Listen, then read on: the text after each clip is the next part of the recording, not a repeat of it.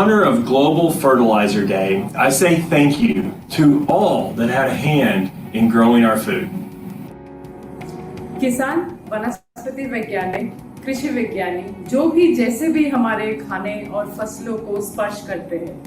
如果没有化肥，世界粮食产量将减半，因为农作物也需要足够的养分来生长出优质的果实，从而提供给人们健康和丰富的食物。¿Quiénes son las personas del mundo a quienes estamos homenajeando en este día? Dê uma olhada e descubra.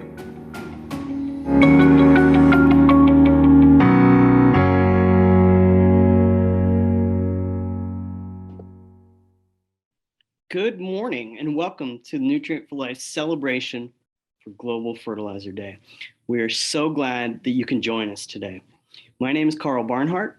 I'm the Chief Marketing Officer of Brandt, an ag input supplier in Central Illinois.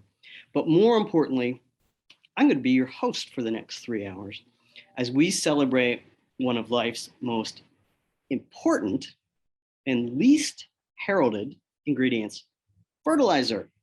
When I say one of life's most important ingredients, I'm not kidding. Fertilizers are essential to food production. Without fertilizer, there's no way today's farmers can put food on your table. I'll give you 2 quick facts. 1, fertilizers account for 50% of global food production. 2 out of every 5 people in the world would owe their lives to the use of fertilizer. 40% of the world's population would go to bed hungry if they didn't have fertilizer. That's billions of people. Those are massive numbers. Think about it. Without the thoughtful scientific use of fertilizers, 40% of the world's population would go hungry. And that's what we're here to talk about today. Over the course of the next 3 hours, we're going to introduce you to some of the people that work in the fertilizer industry. And it's a ginormous industry. Globally, nearly 500,000 people work in the fertilizer industry. These are the people who put food on your table.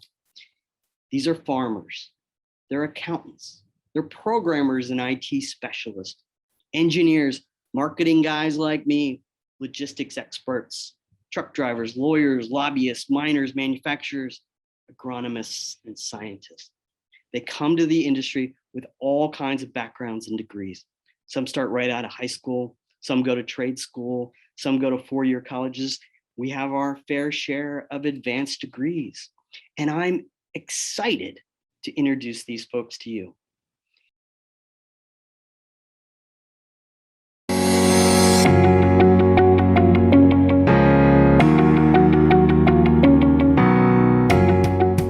I am Harriet Wegmeyer with the Nutrients for Life Foundation, and I am super happy to have Todd with us today. Todd is a Senior Director of IT, or kind of technology at a large company called Nutrien.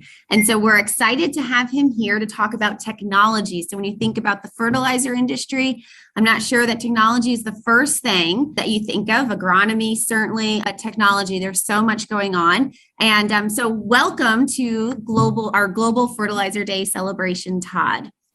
Well, thanks, Harriet. This is pretty exciting for me to be here as well. So Todd, my first question is, tell me about your job. Sure. I handle technology at all of the fertilizer production facilities across Nutrien globally, which is mostly North America and Trinidad.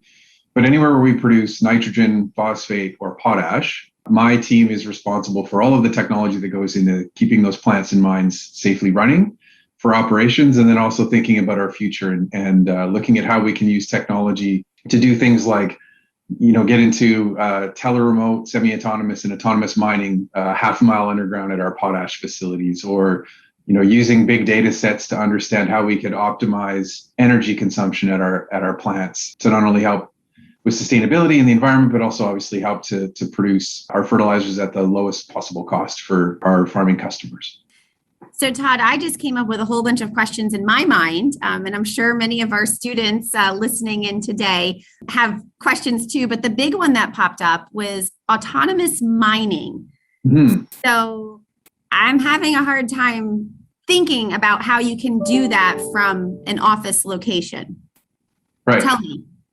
Right. So if you think of how potash is produced, so, we send folks half a mile underground and then 15 miles out to the active mining face where they're cutting raw ore out of the ground and then sending it up to surface. Our job is, as a potash business unit, is to think about how we can run our operations as safely as possible. And sometimes safety means just removing people from areas of exposure. And so our active mining phases are one of those places where safety is a big concern to us. And so the idea is, what if in the future we didn't need to send people down there to mine potash? What if the potash machines could be run safely from surface or from an office location someday, although that's way out there, or even, taking human interaction out of the equation and having these giant mining machines run themselves underground. And all we literally do is flip a switch and turn them on and off. So that's the dream. And in order to get there, we have to start thinking about applying technologies very similar to what's going on with the autonomous car industry. So all of the sensors and technology and computer-based technology, vision-based technology, optical recognition, all these things that we can apply to our mining machines so that we can have them essentially run themselves someday. So is this kind of like a big video game? It's starting as a big video game, for sure. So, the idea of starting small and slowly working our way through the process to make sure that we're not adding additional safety risks as we go along. So starting with what we call tele-remote operations, or running the potash mining machines from somewhere other than right on the machine, which could be, to start with, our initial trials were 50 feet away, and then, you could do it from a few hundred feet away and eventually maybe even from surface. And then from there, it doesn't really matter where you are, as long as you've got connectivity to the machine, an operator could run it from anywhere. While we're doing that, though, we're also looking at a lot of the sensor and technology-based solutions that would take some of the decision-making out of the operator's hands and having the machine essentially decide for itself what to do, with the intent that eventually, if we did more and more and more of that someday, maybe we don't need operators and the machines can run themselves. And we would, focus more on employment in the technology space at our mining mines. And then obviously we still have to have maintenance folks to help keep all that equipment running. But the goal would be someday, ideally, to take the operator out of the seat and then maybe even off the machine completely and just have the machines do this themselves.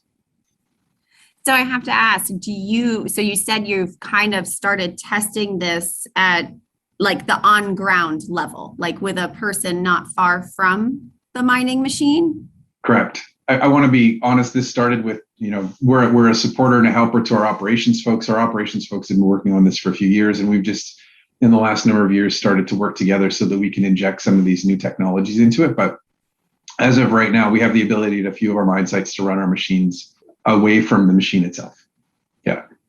That's just crazy. So my next question I want to ask you, Todd, is are you or were you growing up a gamer? If you're into technology, or is gaming and sort of just having access to technology, is that just part of your life?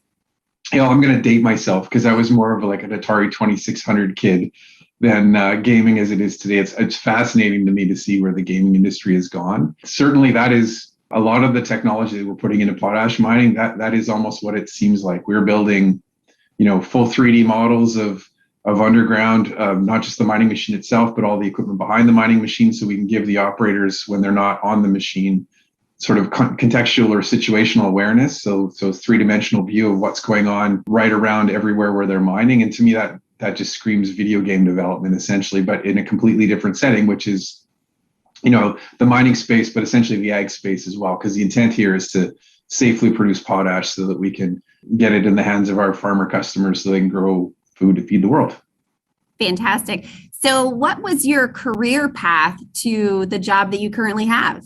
Very diverse, I would say. I got out of high school and I had taken a little bit of computer programming and I was interested in it, but I really thought I was going to take more of a business route. So I applied for a 2-year diploma program at a polytechnic institution here in Saskatchewan.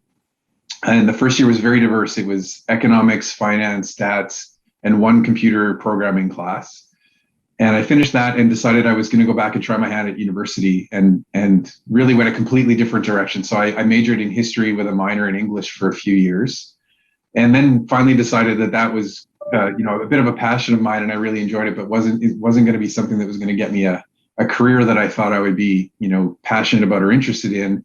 And I kept coming back to this, the one class that I always enjoyed was the computer programming class. And so I went back to the Polytechnic, finished my 2-year diploma in computer information systems. So it was a bit of a business focus with a lot of computer focus. That was the way that program was established or built.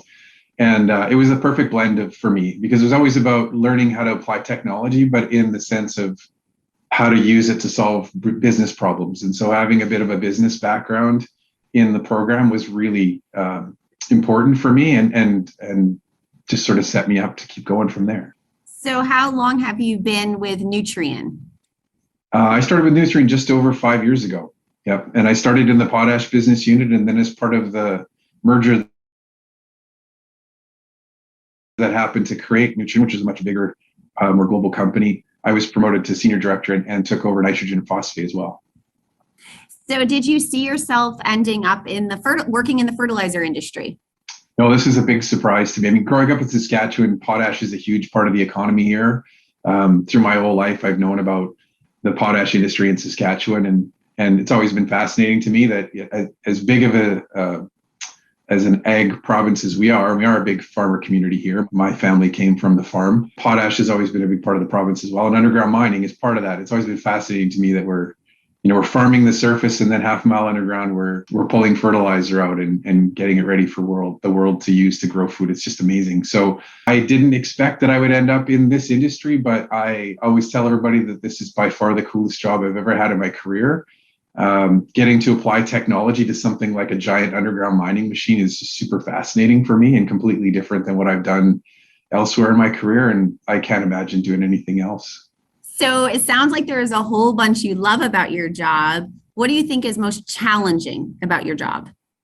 Well, that's a great question. The most challenging thing about my job, I think it's a challenge and an opportunity. I think the mining industry is so different that the only way to really be successful at it, I think, is to be shoulder to shoulder with the operations folks. So even though my home base is an office in Saskatoon, I spend a lot of time out at the potash mines, because I think the more I can learn about the business of potash mining, the more I can come up with ideas to help them solve problems through the use of technology. But I think in general, the biggest challenge is just making sure that I'm constantly learning enough about the business to be able to use that experience to work with operations to apply technology to solve their problems.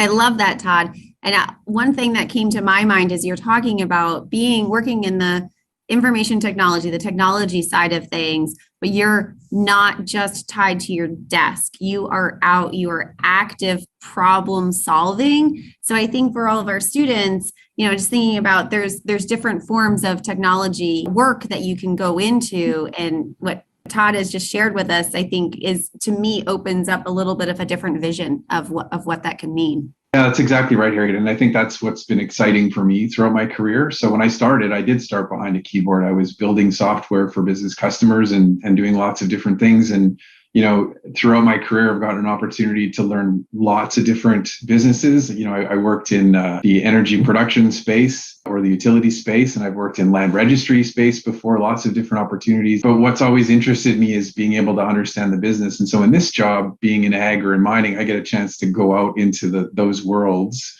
and spend time side by side with those folks, trying to understand what it is they do every day so that I can apply the technology back. So, from my perspective, that's what's made this career so fulfilling, is it can be a lot of different things depending on where your interests lie. Wonderful.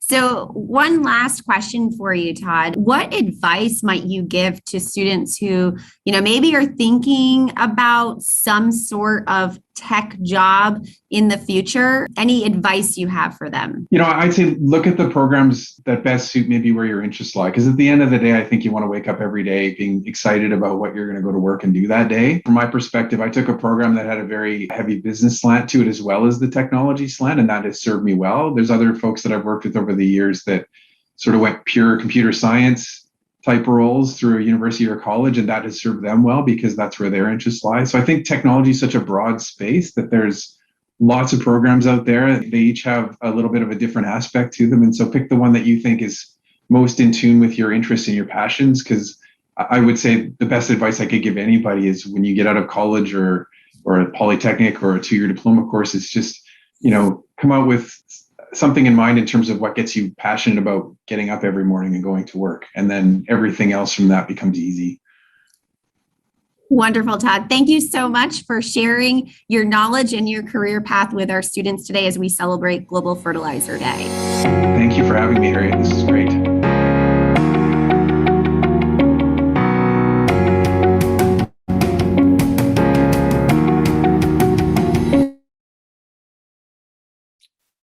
Good morning, Todd. How are you today? I'm doing well, Carl. How are you? Can you hear me okay? Good. I can hear you fine. Our technology seems to be back live and working. That's what happens when you get a tech guy on the actual program. Just for everyone else out there who's listening, Corey Rosenbush gives his apologies, but we've had some tech issues and he won't be able to join us today. But we will soldier on in our celebration of Global Fertilizer Day without Corey, unfortunately. But we have got Todd here today, and I love that video, Todd. That was fantastic. Very nice job. Yeah, that was a lot of fun. Obviously, being in front of a camera like that, being recorded just like now, is a little bit odd for me, but I had a lot of fun with Harriet. It was a good time, and always excited to talk about some of the technology stuff we're doing here. So thanks for having me. Well, we're glad you're here. We are starting to get some questions coming in for our teachers and our classrooms who are out there. The Q&A function at the bottom of the screen. Send those questions in. We're going to have a conversation here with Todd, and I'm going to try to answer some of those. And if we have time, we'll get to yours. But here's the thing that I was struck by, Todd. When somebody's in high school, aren't they supposed to know what they want to do with the rest of their life? You certainly had a circuitous path to get where you are today. What happened? Why didn't you have it mapped out? Yeah, I don't know. I think I enjoyed so many different things in high school. I mean, my biggest passion through grade 11 and grade 12 was actually I had an exceptional drafting instructor, and so I did a ton of drafting. I took spares and then used that time while I was in school to go, do a grade 12 project where we got to design our own house, not just the floor plans, but the engineered drawings and everything from the ground up. And I don't know, I've always had lots of diverse interests. And so for some reason I came out of high school thinking, general business was the way I wanted to go. And that's why I started in the diploma program. And thankfully that first year was quite well-rounded. And so I got a chance to try my hand at a bunch of different things. And that computer programming class was just the one that stuck. For me, it was, it seemed like a great mix of, business focused, trying to solve problems, but it's a very creative space. You can do a lot of really creative things in technology and computer programming. And I think that's what stuck with me. And that's why I finally ended up back there, a number of years later to finish off. And fast forward, I don't want to admit it, but 25 years later, and here we are. So, yeah. Now, here's an interesting question that came in. Are you an IT guy or are you a fertilizer guy? That's a great question. I think I'd like to think I'm both, because I think to be as successful as possible in this space of technology, you kind of have to know what you're solving for. And so if you're a video game developer, you're looking at, how do I solve the problem of coding a video game? And in my world, it was always about how do you solve problems in land registry services, which is, essentially the foundation of our democracy, knowing who owns land and, who it belongs to. And then, in the ag space or in the fertilizer space, in the mining space, depending on how you want to look at it, it's about understanding enough about that side of the world to be able to say, hey, there's some technology out there that, I might know about, that our folks in operations might not know about, that I can help to inject into what they're trying to do. But I can't do that if I don't know enough about their business and their business problems to be able to solve it. So if I had to pick one, probably technology, but it's a pretty close, even mix. That's always how I viewed it throughout the years. Now, some of our students have never heard of Nutrien. And they mentioned that it sounds like you're Canadian. Talk to us a little bit about Nutrien. Sure. I mean, Nutrien was formed a number of years ago through the merger of Agrium and Potash Corp. And so we have this great mix of, we've got retail outlets, largest ag retailer in North America, but we've also got these big production assets that produce the nitrogen, phosphate, and potash that that our farmer customers need to grow the crops they need to feed the world. So, we're a big sort of through the entire value chain company, largest potash producer in the world by volume, and one of the largest nitrogen producers in the world by volume. So we have a great mix of everything across the whole value chain of ag, right from pulling it out of the ground or out of the air from a nitrogen perspective, all the way through to selling it to our farmer customers so they can put it on their fields and help feed the world. So here's another one of these critical questions. If someone wants to follow in your footsteps, as I said, a circuitous path, but if they want to follow in your footsteps, what advice would you give them? How do they get started? Yeah, if they know technology is where they want to go, then I think there's tons and tons of programs out there. Speaking more broadly around ag, if that's a field they're interested in, then I would say, our colleges and universities are actually set up quite well to give students an opportunity the first year or two to sort of broaden their horizons and take lots of different classes. And I would suggest trying to do that. Focus in on where you think your passion is as your major, but then also use those opportunities to take other classes and things that are completely different that you might have an interest in, because you never know if one of those classes actually sort of triggers some passion inside of you, and you do end up going a completely different direction. I don't think everybody does this the way I did it.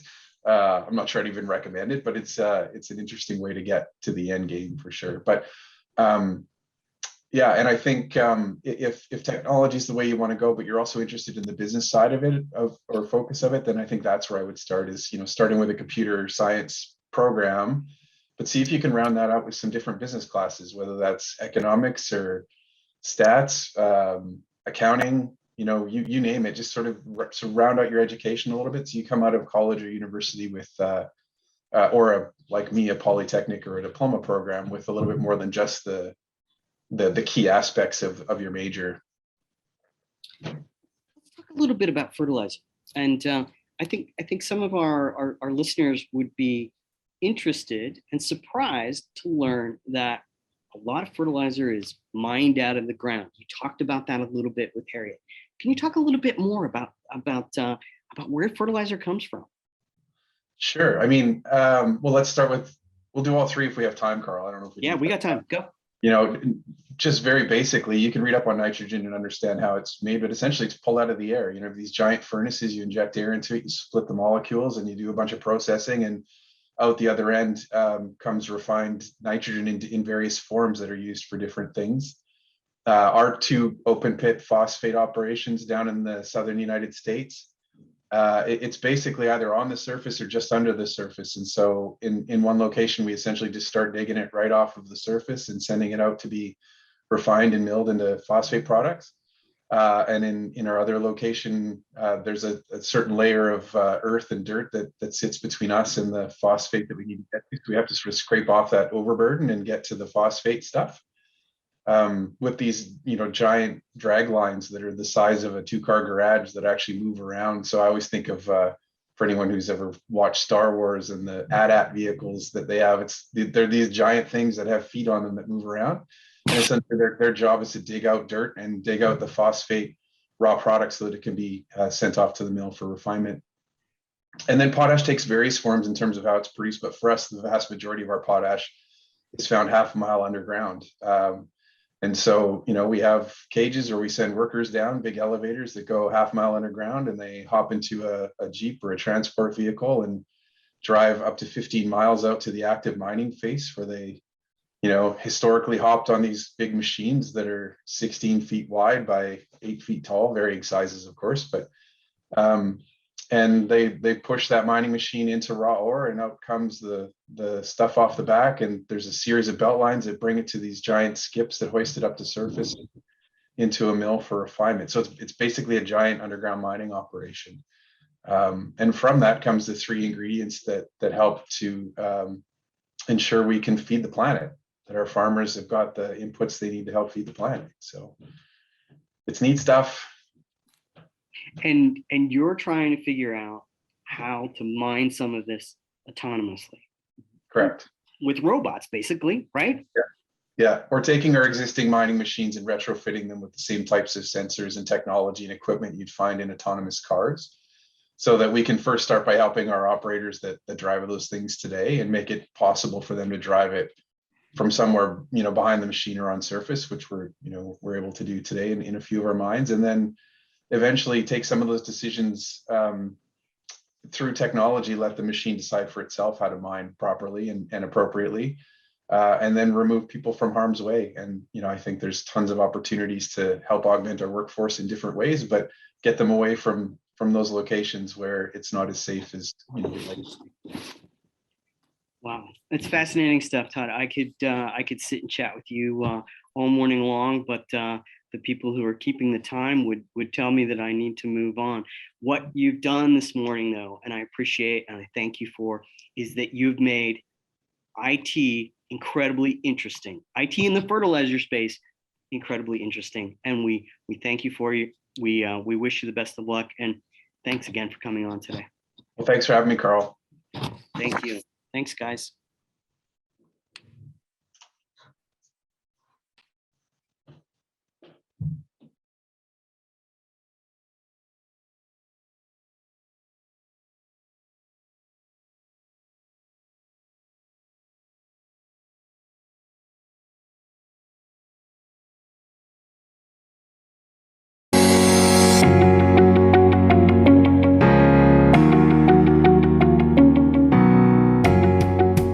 Well, welcome everyone. My name is Haley Sergey, and I am the Illinois Regional Representative for the Nutrients for Life Foundation. And I also work with TFI and their communications, our joint partner in this effort. And I have with me today, Jacob. So Jacob, tell the students a little bit about your job.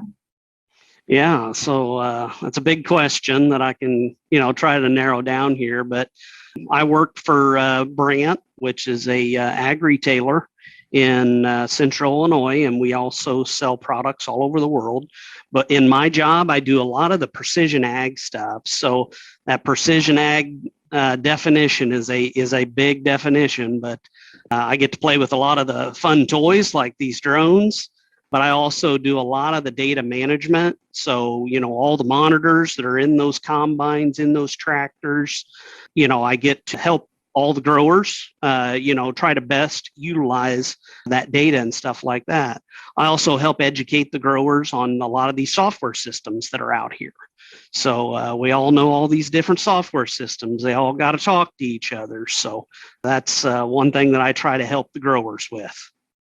Very good. So you're dealing with growers and a lot of data management. Does that mean your job is mostly indoors, or do you find yourself a lot of times outdoors? Good question. So right now, I could probably say I'm 50-50 indoors and out. I do in the winter, and on the off-season things, be in the office all the time, working on, preparing for next year with all this data. But in the spring and in the summer, I do a lot of flying with these drones, and I get out in the field and play in the dirt a little bit. So I got a good combination. It's a pretty good gig. Very good. And can you tell me, did you always think you'd go into technology like this, or what led you to that path? Yeah. So, when I was younger, I was always into computers, into web development. In high school, started making websites for people and that type of thing. My family farm, my dad, all the records, all the marketing stuff was on computers, and you guys don't want to know the old style computers that we had to use then. But whenever those computers would break, I would, start to fix them, take them apart, figure out how they work. And then that just spiraled into doing more web development, did some video editing. And then I started to branch that over into my job. I was selling seed back in the day, and I started helping with set up company computers, and things like that. So it kind of branched off into, what I'm doing now which is a whole, spectrum of ag technology stuff. Very cool. So as far as what would you tell these students educational path? What should they really study, or what should they go into if they're thinking about doing a job in technology like this? If you're interested in a lot of these different things, number one, I've got to point you towards agriculture in general. get some of that agronomy background, learn, in the field, and then also get into computer science. I think every student, and I've got a son that's a freshman in college, and I've got one that's a junior in high school, and I've got them, starting to do some of those computer science courses, start to do some development, some code writing, because everything in agriculture is moving towards this tech boom, and it's not going to go backwards. I mean, it's going to be more and more all the time. I bet. Have you seen a change in that, or any drastic changes even since you've started your career? Oh, yeah. What have been those big changes that you've seen? Yeah. So, I mean, when we first started out, we were just running auto steer on a tractor, or, in the combine, when it got in there, it made harvesting soybeans a lot better once we could steer them. To now, I mean, this last summer, I was flying a drone that was spraying a field. I mean, we were actually putting liquid in this 10-foot boom on a sprayer, or a drone just like this when I got back here. And, you just think about how many things have changed between the auto steer originally that just turned the wheel, to now being able to global position that drone to be able to spot spray out in the field. It's just amazing, the differences and the progression. That is amazing. You've mentioned those drones, and I'm sure in the students' eyes, and even mine, drones, those seem so fun, Yep. So cool. So you mentioned you're spraying with them. What are some of the other things that you're doing with drones? Yeah, so it started out just being crop scouting. So looking for those weeds, looking for the disease out there, some insect pressure, just manually flying. Of course, taking video and the cool videos and that, but we also started to identify crop damage out there. When a windstorm comes through and lays it down, the grower's like, well, how much is that? What do I tell my insurance? To drift problems. I mean, with chemistry, being able to identify that crop damage, that injury that's happening in the field. But one of the big things that's new here in the past year or so, we actually can do stand counts with these drones. And it doesn't sound like a big deal, but it is, because what that drone is doing is I'm flying that thing about 50 feet off the ground over the entire field when the corn and the soybeans are about this big. And it's actually counting all of those plants all the way throughout that field. And then it's giving basically a map and showing you exactly over the whole field where it's low population, the germination, what seed came up, what plants didn't. And then if farmer is going to replant that field, I can actually give them a script to load into their planner and tell them, okay, leave the good spots, leave them alone, and then concentrate on these bad spots. So it's really helping with those decision making, and not just, identifying damage. That's amazing.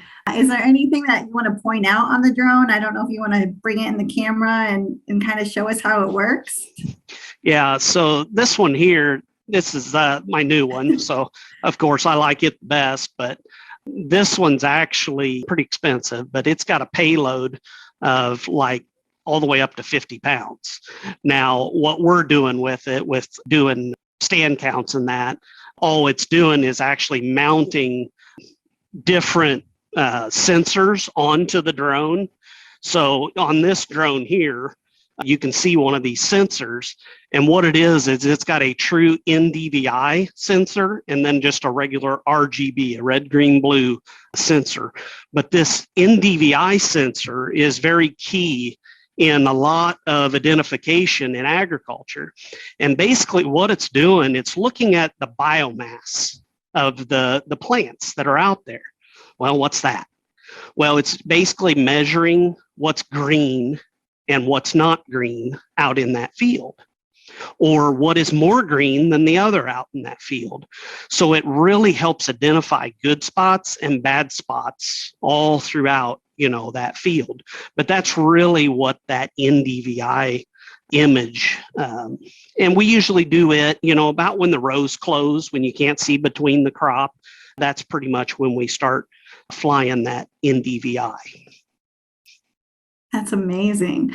So I know I'm a mom. My kids have a couple little toy drones. They're not very expensive. They're fun. Do you mind giving any indication of how expensive a toy that is? Yeah, so those little ones, you can buy anywhere from $5 to, $5,000. This one here is a Phantom 4. This is probably the most common drone in agriculture right now. You can buy this on Amazon for about $1,200. Now, that big drone back there, that is also made by the same company, DJI. And the way it's set up right there, you're getting more into the 7,000-8,000 range. And then with all the batteries, you pretty much double the price. Oh, So wow. the batteries are the biggest downfall of drones, to be honest with you. So, each one of them, it can do, different amount of acreage. But when it comes down to it, you've got to have a lot of batteries and you got to be charging batteries all the time. So in my opinion, to really find a place for these drones in the future, I think battery technology has got to get better before it's, truly widely accepted and we're using drones every single day. I think the battery technology and our regulations have to change. Good to know. So I got to ask, it sounds like you have a lot of fun with your job, flying drones, looking at the data it produces, getting out there, talking to the farmers in the field a little bit. If you had to say, what is your most favorite part of your job and what is your least favorite or most challenging part of your job, what would you say? Yeah, the most challenging is in the data. To be honest with you, that data that's coming off of all these machines, it's more and more complex. Used to, with that data, you could just take a yield image and, do all your analysis off of that. Well, now with these machines, we're getting machine metrics off of it. So we're analyzing, how does speed affect yield, or how does, planting date affect the moisture at harvest. That is kind of like you can look at that stuff for a few hours and then you got to take a big break before you can jump right back into that. So that's probably my least favorite. It's fun when you find something, but you don't always find something. You go down a rabbit trail and you're just like, oh my gosh, that doesn't mean anything. We'll throw all that out and go on. That kind of gets old, but it's got to be done. The most favorite, I've got to say, it's flying. I mean, I really do. I really enjoy it because it gets out of the office, gets out into the field, and it's actionable stuff that we can show a grower. And I mean, it's fun when a grower's sitting in there with me and I've got my iPad and I'm flying that thing, just sitting in the cab of the pickup. And we're scouting his field, sitting in the air conditioning and having that conversation with those growers, and for them to look at you and say, man, that's great. I would have never known that problem was even there until I went and harvested that field. So I really do enjoy that part of it. It sounds like it. Now, last question. We have an audience of students out there. Is there anything you want to share with them or a piece of advice that you want to give them before we have to say goodbye? Yeah, one piece of advice is to get involved. We get in school and you're starting to have fun in college and that type of thing, but get involved, do some internships. I keep remembering with the FFA group that I help, that my kids are in, I take the drones out and I put this controller right in the kids' hands and fly that thing and get them interested in it. And, you got to put yourself out there. You can't be afraid to make mistakes. If we're afraid of making mistakes, we're never going to advance in anything. So, that's one thing that I'd say is just get involved, get out there, get into some of them clubs. Start asking your ag retailers, is there an internship here or there? Is there anything I can learn from your guys' program? So that's kind of, some advice that I wish somebody would have told me, back in the day, instead of just driving a truck and walking through corn, really start to see all the different things that agriculture offers. And I got to say, there is a lot out there. Jacob, thank you so much for spending your Global Fertilizer Day with us, for sharing your knowledge and the awesome job that you have with us today. Thank you again. Yep, you bet. Thanks for having me.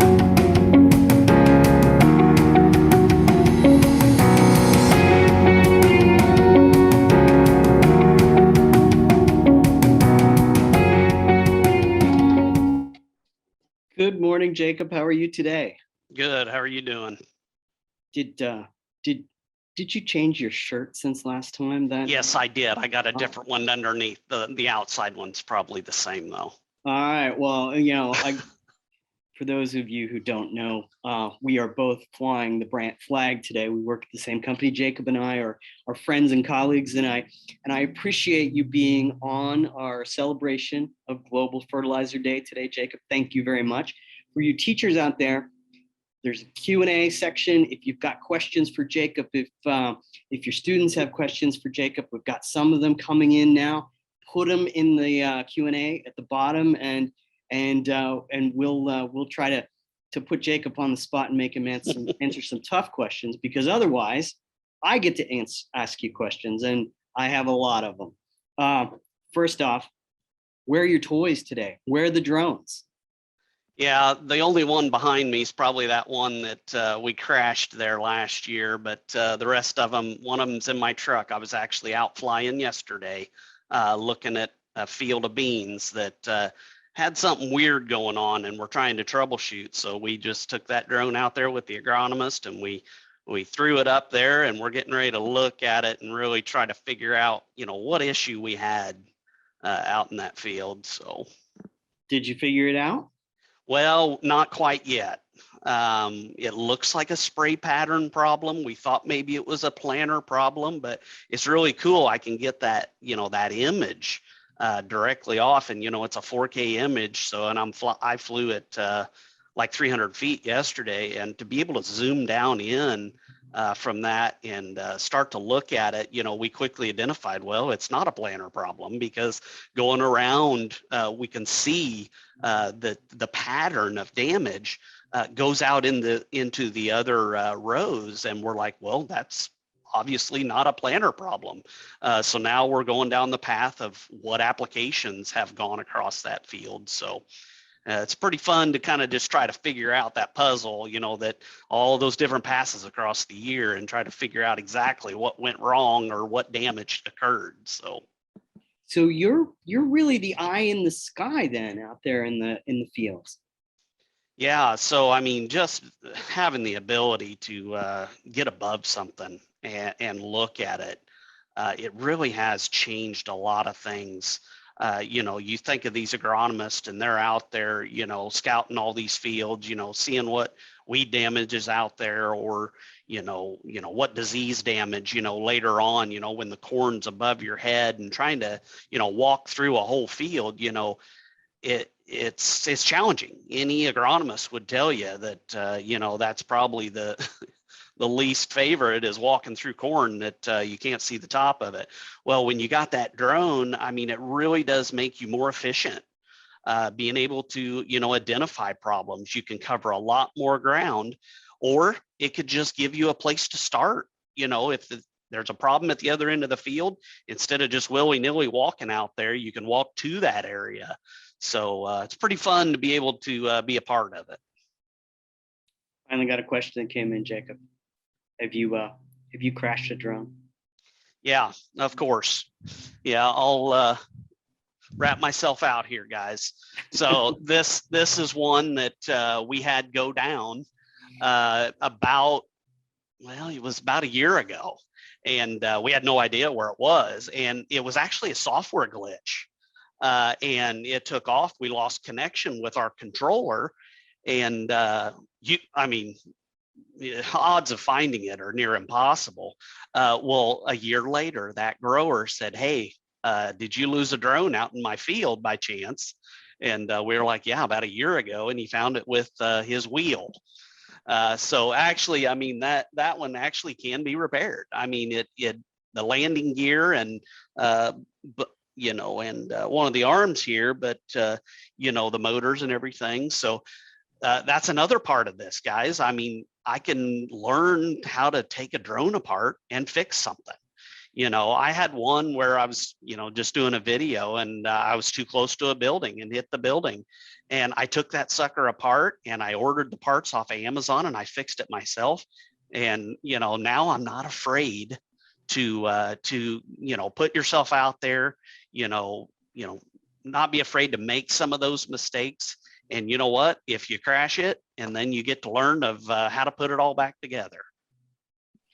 Jacob, you have a fascinating background. Talk a little bit about that. You grew up on a farm, you worked at Monsanto, and now you're flying drones. Yep. How did you get here, buddy? Yeah, so I guess I started out, from a family farm. The farm was one of those staples in my life that I always grew up with. But my dad insisted on my brother and I to branch out and do some other things. He said, the farm's always going to be here. So go, maybe get some education, maybe work, at some of these positions, and see if you're interested in other things besides, just the cows, plows, and sows, type of thing. So, I'm not going to interpret that for anybody, but go ahead. Cows, plows, and sows. Anybody in FFA knows, that's what agriculture was, But no, I went to a local community college starting out, did some ag production program there, did some internships with some ag retailers. And, started out, driving a truck, and then a couple of the salesmen said, hey, why don't you branch off into, doing some sales. So, and then I went to, a 4-year university here in Illinois and got an ag business background. Well, all along there, I was interested in, messing with these computers, taking them apart, putting them back together. And whenever I was selling seed for a small local seed company here, the management actually noticed, hey, you do a lot of these things on the side. You're doing, video editing. Shoot, I was into audio visual, guys. I mean, I helped DJs, in high school and still do some of that stuff for brand even. And then I started working on people's computers and, started to take them apart, put them back together. And then it kind of branched off, and the management said, hey, you're doing a lot of this. What about coming in and doing this full time? So that kind of led me to going to the company that I was working for was actually owned by Monsanto. And I actually went down there into their IT department, and we were working on apps for iPad for ag people out in the field to be able to use Crop Scout and stuff like that. So, and that led me to coming into Brant, and then branching off into other precision ag things, these datas or these data and the ag softwares, and then of course the drones. So, wow, it's a fascinating background. It's a fascinating journey. And what I heard throughout that, Jacob, was stay curious, be curious, keep your mind open. Is that accurate? Yep, exactly. And I encourage my boys, I got one starting in college and one in junior high and one in high school. And that's one thing, I just want to give them the tools, get interested. But, not everybody's going to school. There's so many jobs in agriculture right now where, you don't have to have that degree. It's just getting interested. And that's kind of what Todd was talking about before, get interested in agriculture and those things that you're interested in, find a place and make that your career. And, it took me a while to get here. Starting out, it's not the greatest job when you're starting out, but, I love what I'm doing right now. I've been here for 5 years and, I just enjoy getting up and coming in here because it's something I'm really interested in.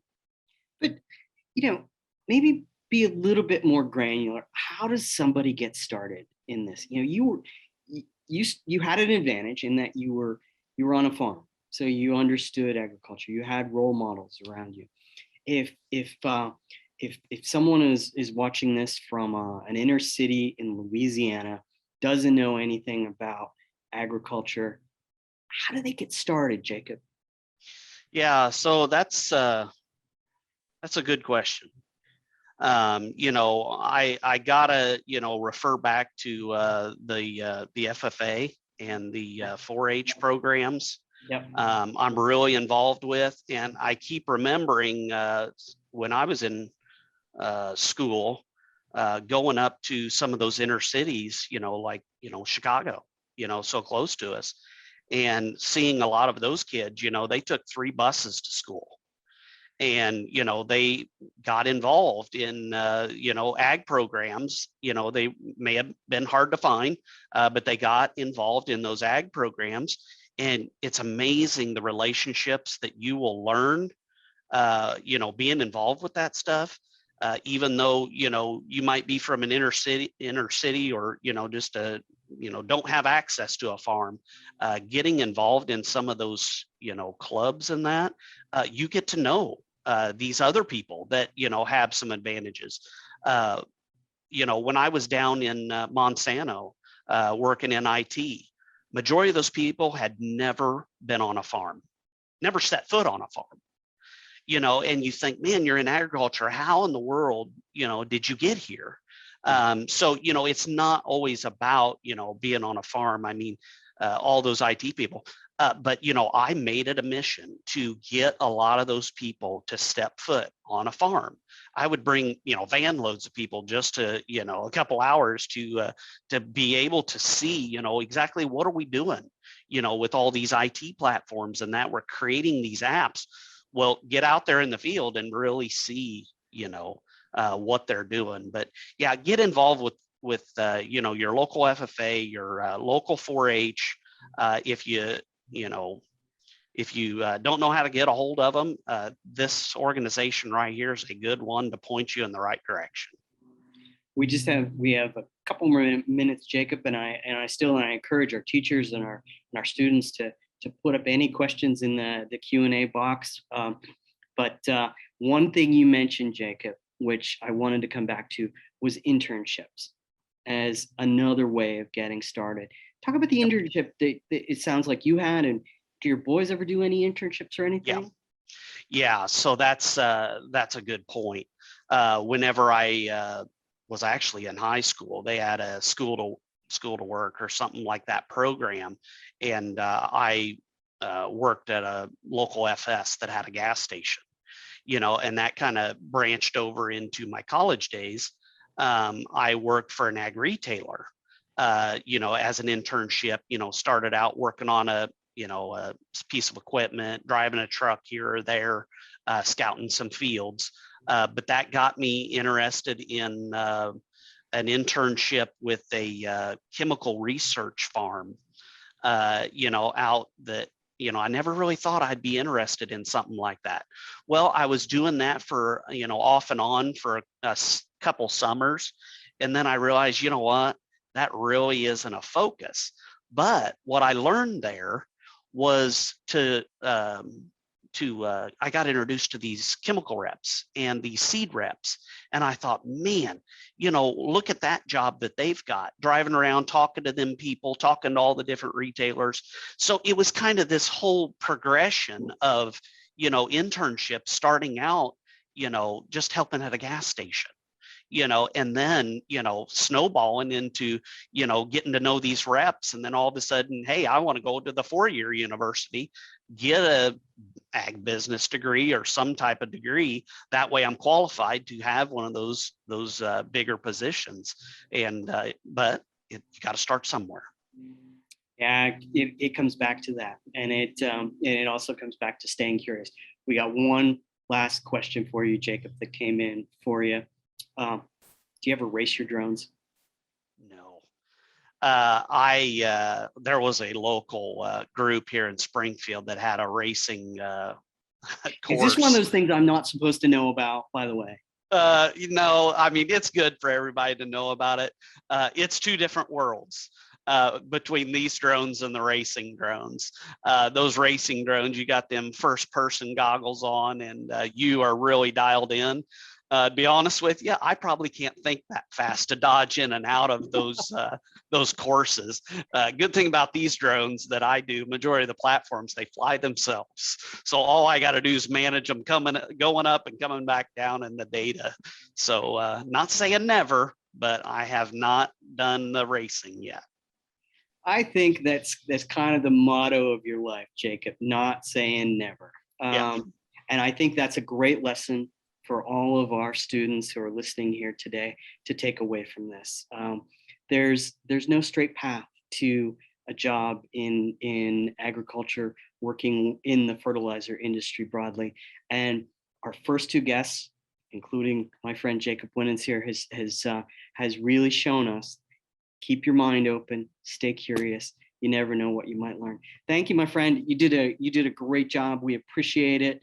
I think everybody, including me, and I won't say anything about that racing stuff anymore.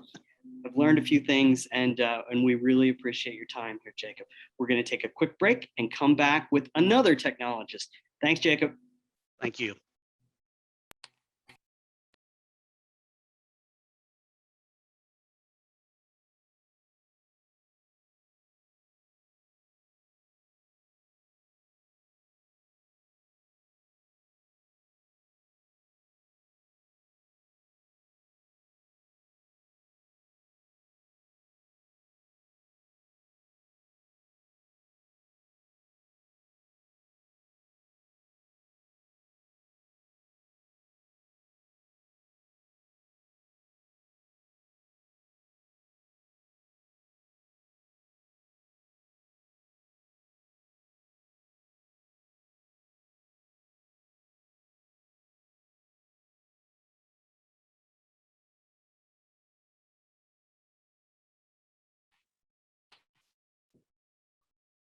All right, let's keep on going and meet some more people who are involved in this amazing industry that we call fertilizer. So our next guest is the Vice President of Technical Development at Bps Agriculture. His name is Dave Coots. He provides technical oversight for the firm's 3 operating entities: Verano 365, Farm Shield, and Pure Acre. He's worked in the ag industry for more than 35 years in commercial ag, chemicals, and biostimulants. He held positions at New Leaf Symbiotics, Arista, and Dow AgroSciences, in addition to some other things. He has a BS in plant and soil health from Tennessee Technological University and a Master of Science in soil taxonomy. Woo, easy for you to say. From the University of Tennessee. We're gonna run a little video and meet Dave, and then we'll come back and ask him some questions. As the video is running, put your questions in the Q&A box. We want to make sure that we get to everything that's important and relevant to you, and make sure that we get your questions answered. So with that, let's meet Dave.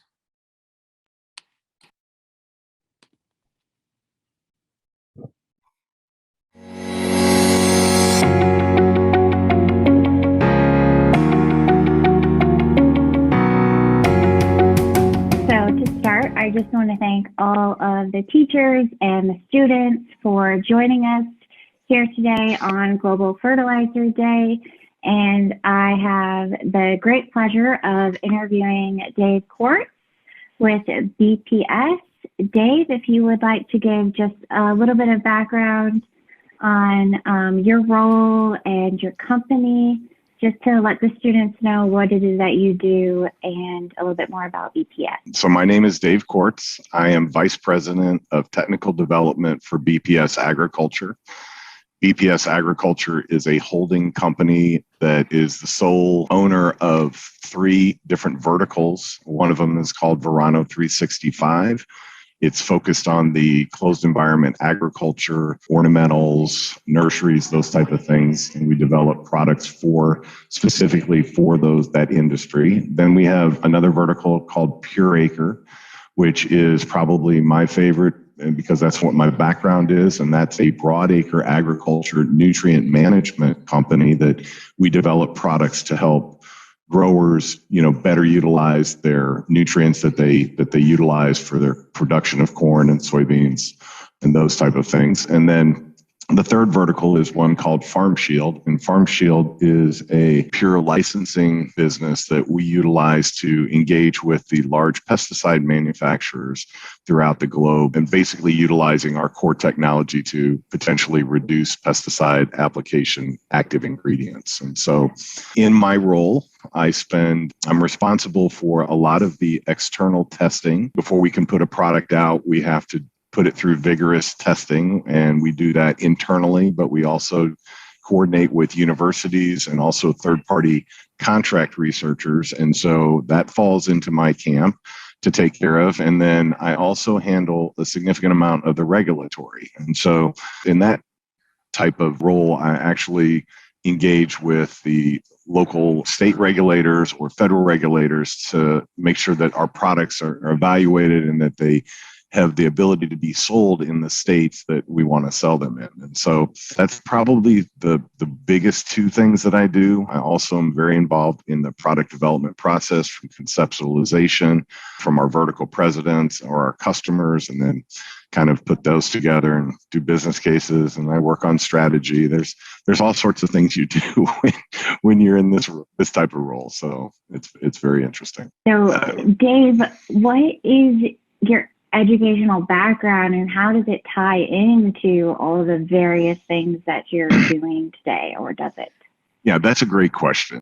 I have a bachelor's degree in plant and soil science. I began that educational experience or journey at the University of Illinois.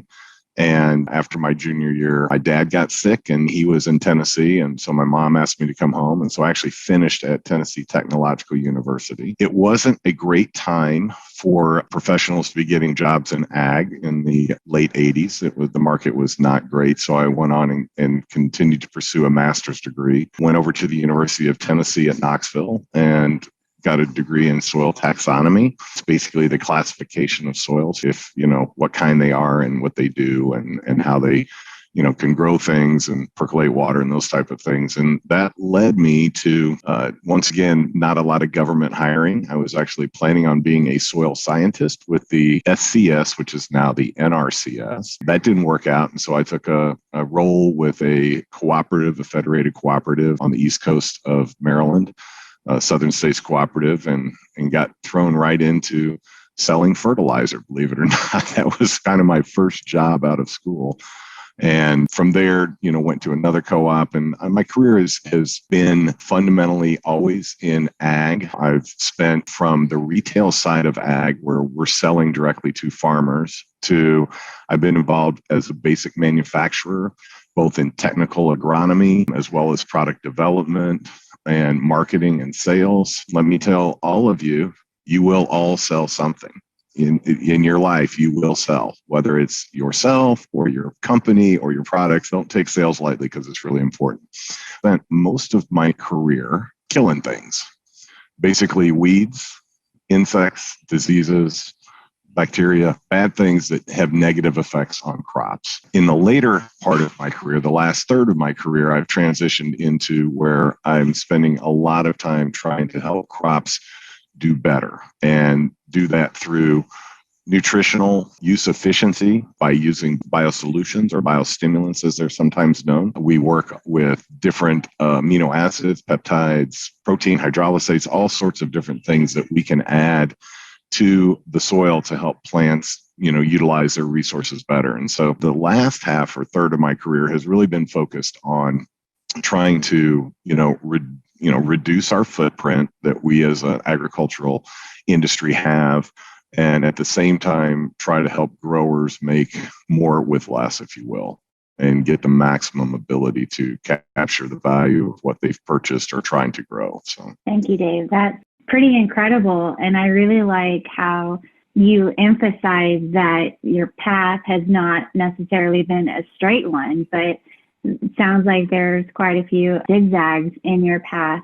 Is there one message or one piece of advice that you would tell younger Dave? Take those opportunities that are presented to you to try things that will put you out of your comfort zone. There was times early in my career where I didn't have a choice, and I was pretty much forced to take a job, or you will, or a role that did not appeal to me on the surface, but it taught me immensely valuable skills. And if you look at where I'm at today, that whole journey that is what's brought me here. I mean, I have sales experience, I have product development experience, R&D experience, strategic planning experience, product development experience. All these things have led me to this point where this company said, you know how to take something from the lab and put it in the field where a grower can use it. And we need that skill set. That skill set was developed over 30 plus years of doing things that many times I was scared to do. And so what I will tell you is you're going to have opportunities throughout your young lives and moving into college and going on from there. And you're going to have people that are going to potentially offer you opportunities to do things.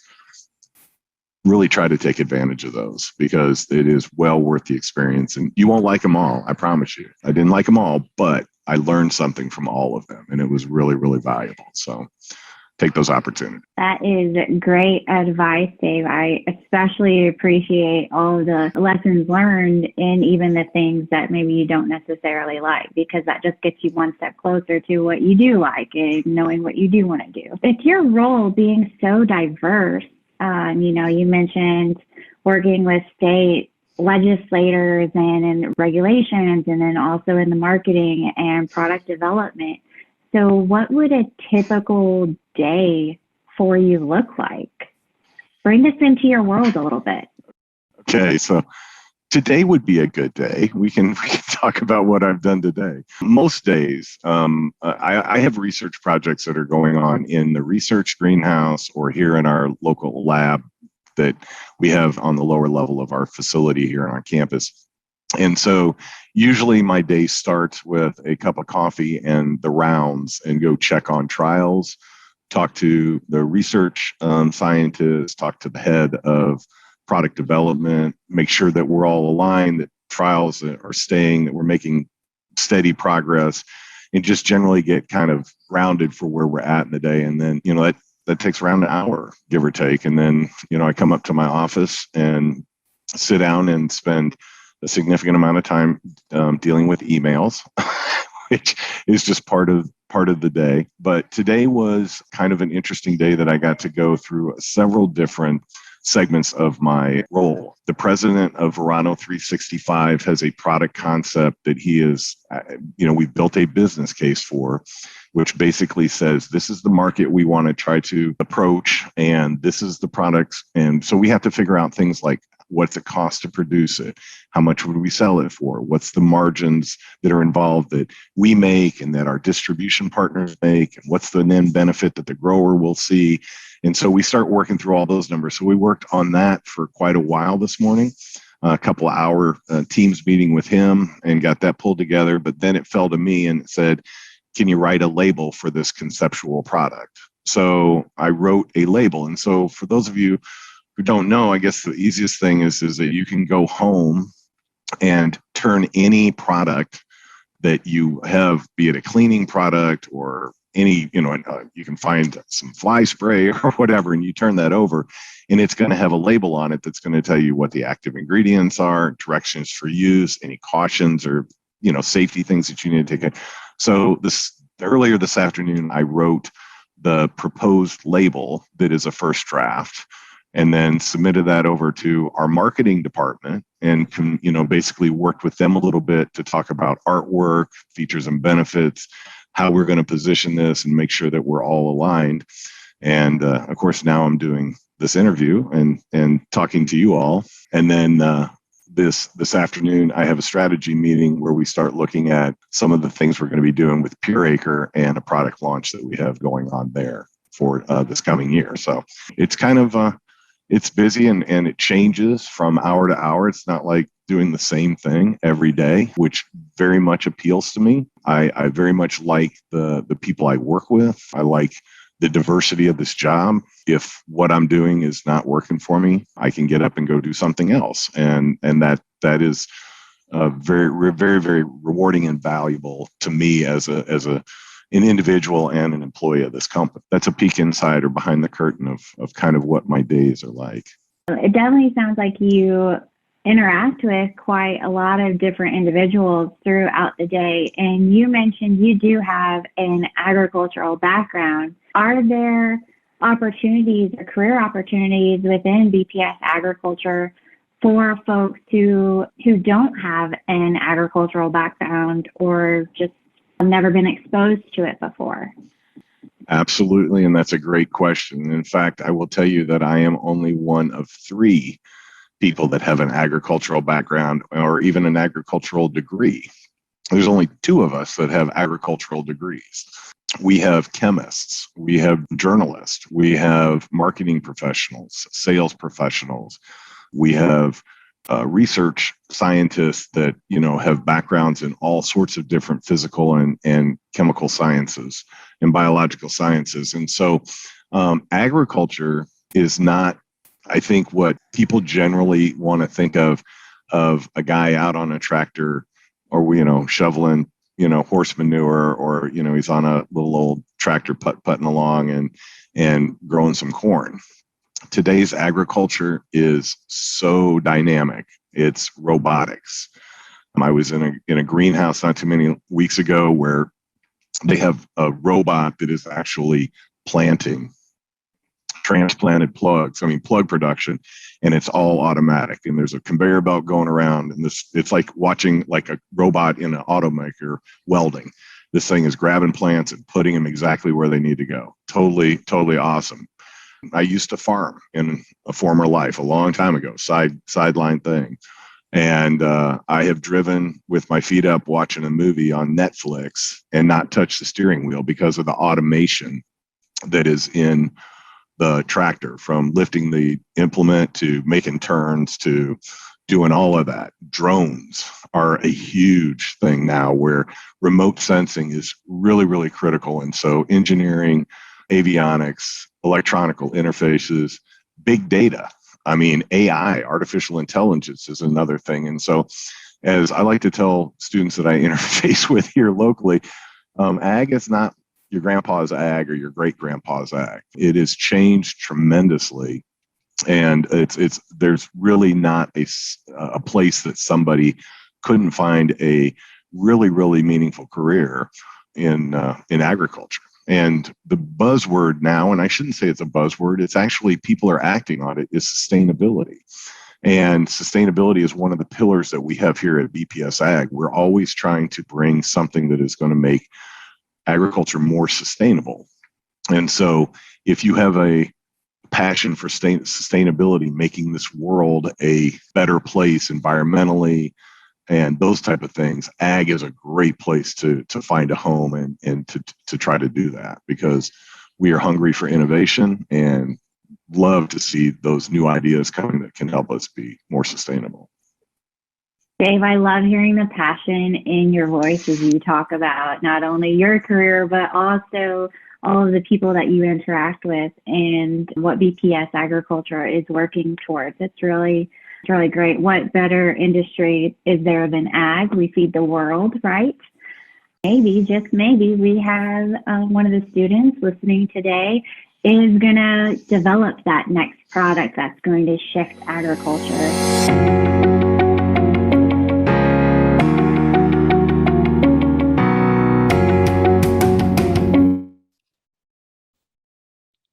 And we're back.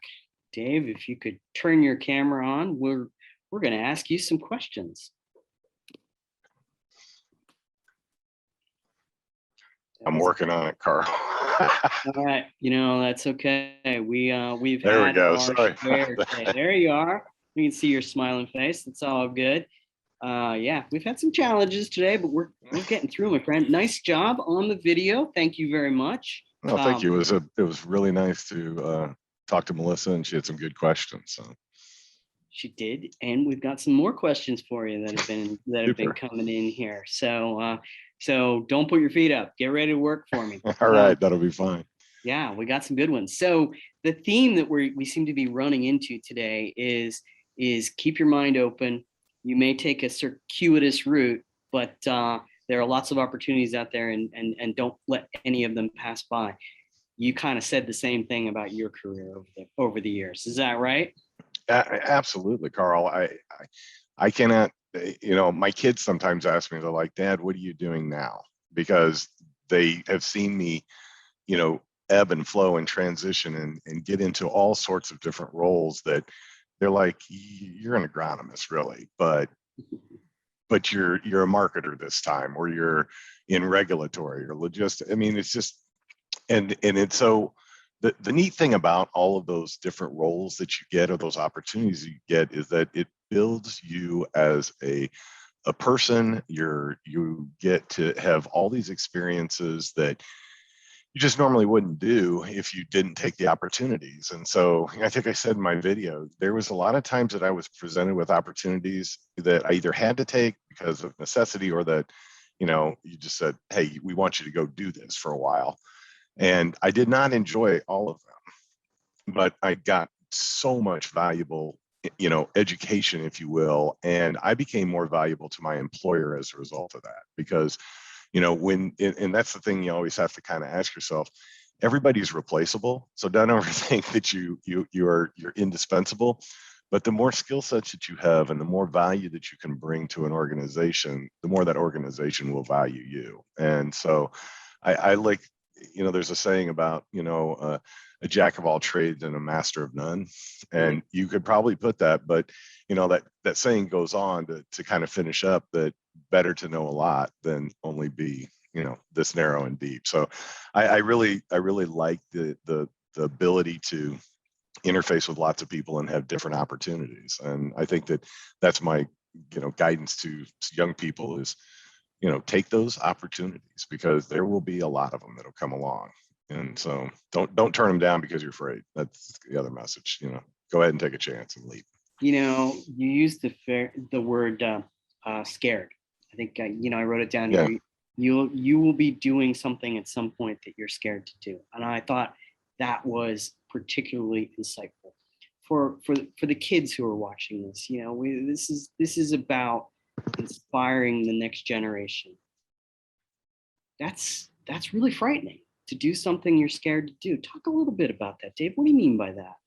Well, I think that we all have our own levels of self-doubt, that we struggle with probably on a daily basis. And I know for young people, I mean, I've got some kids that, I'm like, you don't be this insecure about who you are and what you look like and everything like that.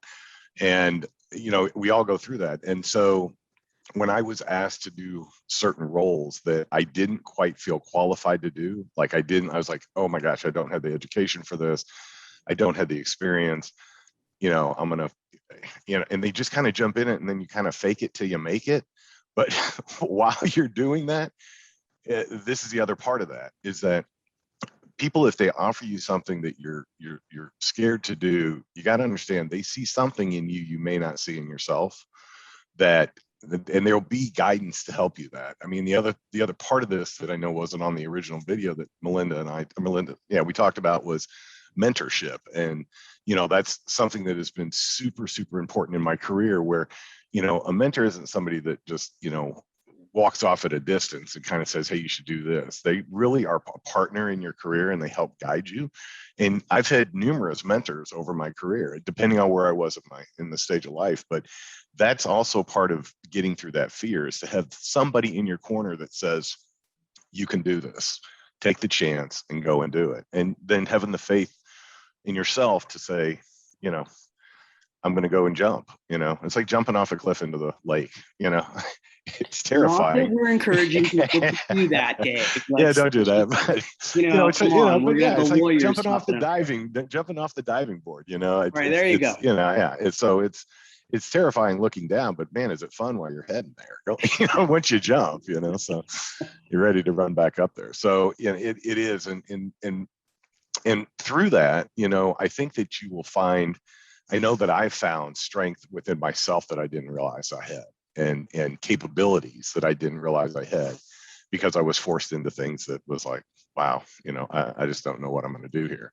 And but at the end of the day, it's all worked out. And it's not without pain, Carl. I mean, we've all gone through things that we're like, this is terrible and I didn't like it, or I need to find something else. But at the same time, and it's not about, you know, just running away from it because you don't think you can. And so try. Great message. For everybody out there who's listening, put those questions in. At the bottom of the screen, there's a Q&A, and we want to put Dave on the hot seat here and ask him some tough questions. He's getting away awfully easy so far. I want to circle back, Dave. You talked a lot about your background and how you got where you are, and it's an incredibly diverse and varied role that you've got. Talk a little bit on the other side about BPS and what BPS does, because I think one of the things that we want to underline today is just how many companies and firms and things there are to do in the fertilizer industry.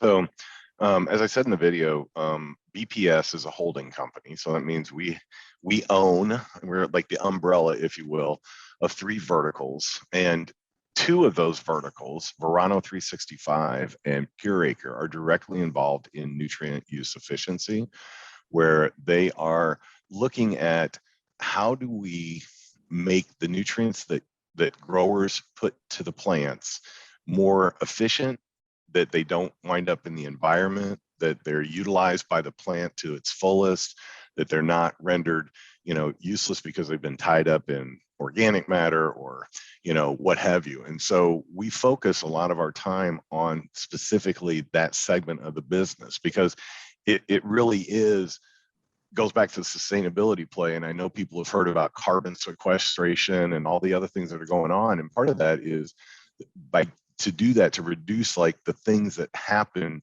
when you're manufacturing nitrogen, is to, you know, reduce, you know, the nitrous oxide, reduce, you know, some of the gases that are produced. And so if we can do that in one small part of the chain, that benefits the grower because he's getting maximum usage. It benefits the plant that he's trying to grow. It benefits the environment because it's not entering our environment and causing any kind of, you know, damage.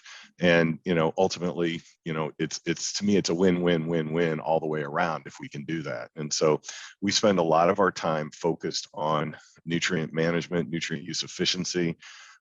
We obviously deal with a lot of synthetic fertilizers. And so for the people out there, I don't know if you've talked about it this morning, there's organic sources of nutrients, and then there's inorganic sources of nutrients, or synthetic, if you will.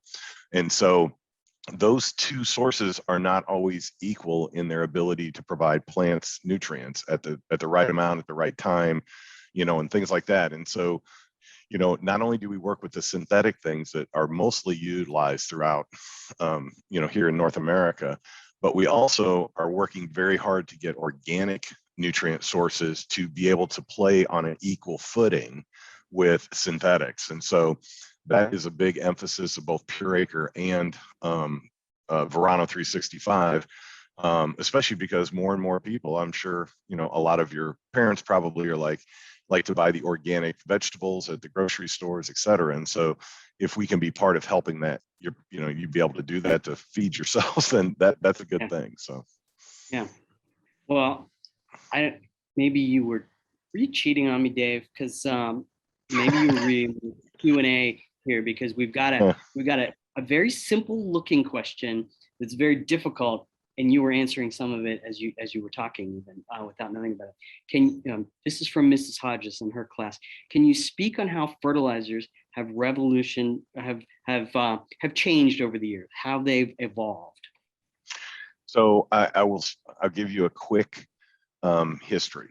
Okay. Fertilizers used to be all organic, especially nitrogen, and guano that was harvested from bird colonies and bat colonies and things like that was usually the major source of nitrogen back in the, early 30s, 40s, and everything before that. And then a process called the Haber-Bosch process was discovered, and that was the ability to take atmospheric nitrogen and convert it into ammonia and ultimately, produce synthetic fertilizers. And so those type of fertilizers for nitrogen are primarily synthetic. You have potassium, which is primarily mined most of the time, and then you've got diammonium phosphate, monoammonium phosphate, triple superphosphate. A lot of those are manufactured, but they're all part of that process of converting sulfuric acid and gas, natural gas and everything like that. So what we're trying to do is evolve now back, if you will, to a more organic, or at least a hybrid model, if you will, that is utilizing both the benefits of the synthetics, but the softer footprint of the organics. And so there's several companies out there right now. I know that Anuvia Plant Nutrients with Mosaic has a really neat product that is, a biological combined with some hard chemistry, if you will, or synthetics. And so that's one of these type of situations where we're getting to. I think the other thing is that growers are really, really cognizant about the 4 R's, which I'm sure you've talked about.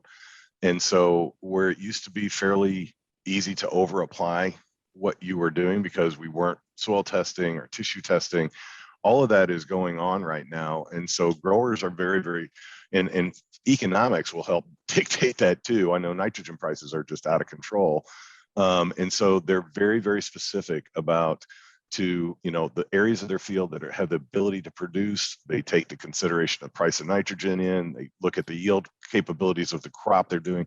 And so it's very much more a precision type of application. Whereas when I got into this business, look, it was 200 pounds of nitrogen and 200 and 200 of, of MAP and potash. And you didn't really care what the soil test was. That's what you just sold everybody. And today it's very, very prescriptive. And so that's kind of how things have evolved. And now moving back into some more of these organics, and also utilizing biostimulants to get better nutrient availability out of the soil. And so that's another segment that has really taken off here in the last 8 to 10 years. So if I can put this into kind of sort of English, I think what you just said. Sorry. No. You're going high tech to go back old school is what you're basically saying. Yes, absolutely. That's really cool. One last question, if you wouldn't mind, for us, because sure. I could talk to you half the morning here. What kind of advice would you give someone who's just starting out? How do you get started in this? You came from a farming background, or at least an ag background. For those who don't have an ag background, particularly, how do they get involved in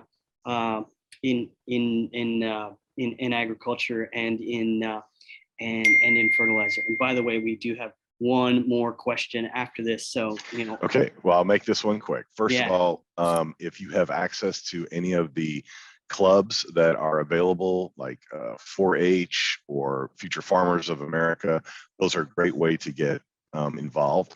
And then if you don't, here's what I'll tell you. People in agriculture are super, super friendly. We're warm, we're inviting. We like to have other people come in. A lot of times it's just just ask, what can I do to somebody at your local? If you have a local agriculture or a garden center or a local farm, co-op or whatever, you literally can go in there and say, hey, look, I really would like to get involved. And that's a great place to start. Like I think you heard the guy before me started out working at a gas station at a FS. I mean, that's a great way to develop that. So it's just a matter of starting. But lots of when you think ag, you got to think big picture. It's not just row crop production. Agriculture's home and garden stuff at Lowe's or Home Depot. So that's also ag. We're gonna end it with another difficult question. Sorry, from Mrs. Hodges. She's a tough one. She's my favorite teacher, though. I got to tell you, she's throwing these questions out. What are biostimulants, and what are their pros and cons? That's a tough one. That is a tough one. In a couple of minutes. I'm sorry, Dave. It's fine. So biostimulants is a broad statement, if you will, or word that covers things that basically have the ability to help plants do more with what they have. So in some cases, they will produce a response or trigger a response for increased growth. And other times they will help release nutrients, specifically phosphorus a lot of times, from the soil that is tied up. Sometimes they will protect the plant against, diseases or insects that are coming. And so they generally are all natural. They come from sources like humic acid, seaweed, kelp extracts, amino acids, enzymes, things like that can be, applied to the plant or the soil and get a positive response. So that's kind of a 30,000 foot overview. Wow. Pros and cons. They're all pros right now. I'll just say biostimulants are a good thing. Yeah. We know what BPS is selling. Dave, thank you for your time. Really appreciate Carl, it. thank you. Appreciate it. This has been very insightful. You've been able to take some very complex, complicated, sophisticated concepts, which is inherent in the fertilizer industry. And this isn't just, what did Jacob say, sows and cows or something, or plows on the last one. It's not that anymore. The fertilizer industry is much more complex. You demonstrated that, but you also demonstrated a way to make that very practical and very hands-on. And we thank you for that. Thank you, Carl. Appreciate it. You did a great job. We're going to take a 30-second break here while I get my head around myself on the next one, and then we're going to come back and we're going to talk to a miner. You were talking to all kinds of people today. We're going to talk to a miner, and that's coming up next. Stay with us. Send those questions in. We want to hear from you. We will be right back.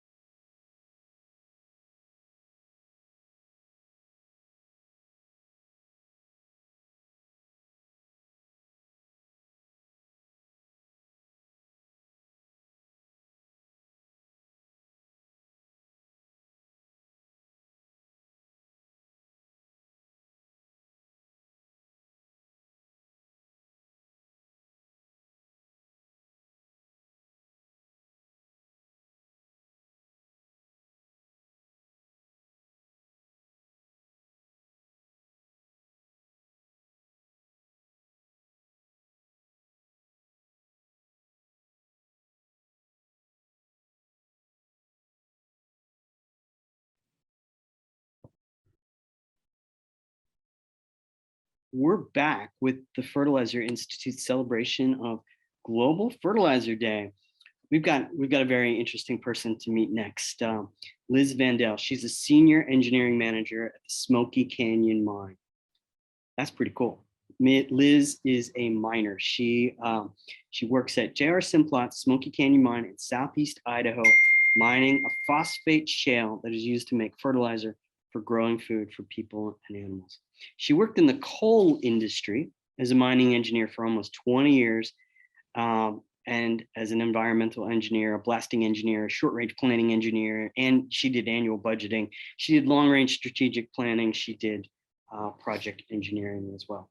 She's got a diverse and varied background. She was born and raised in southeast Idaho.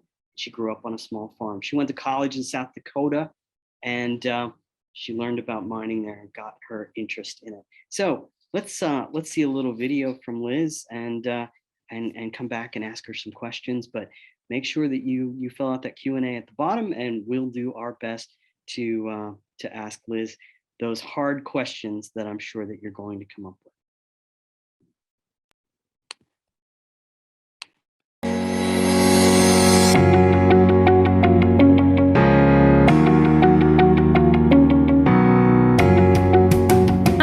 Everybody, and happy Fertilizer Day. We're excited to be with you today. My name is Melissa Biggie, and I am the Kansas Regional Representative for Nutrients for Life Foundation. And I'm excited to be joined today by Liz Vandell. You might ask what exactly a mining engineer does. Let's talk to her and find out. So welcome, Liz. Thank you for joining us today. Thank you for having me. As a mining engineer, can you give a brief overview of what all of that entails, starting with what exactly you do? That's a really good question. Mining is something that is done in order to produce a raw material for a lot of purposes. I'm in a phosphate mine, and the phosphate material is actually produced for fertilizer. And that fertilizer is used to grow corn, beans, sugar beets, potatoes, all of those wonderful things that I imagine you guys enjoy eating from time to time.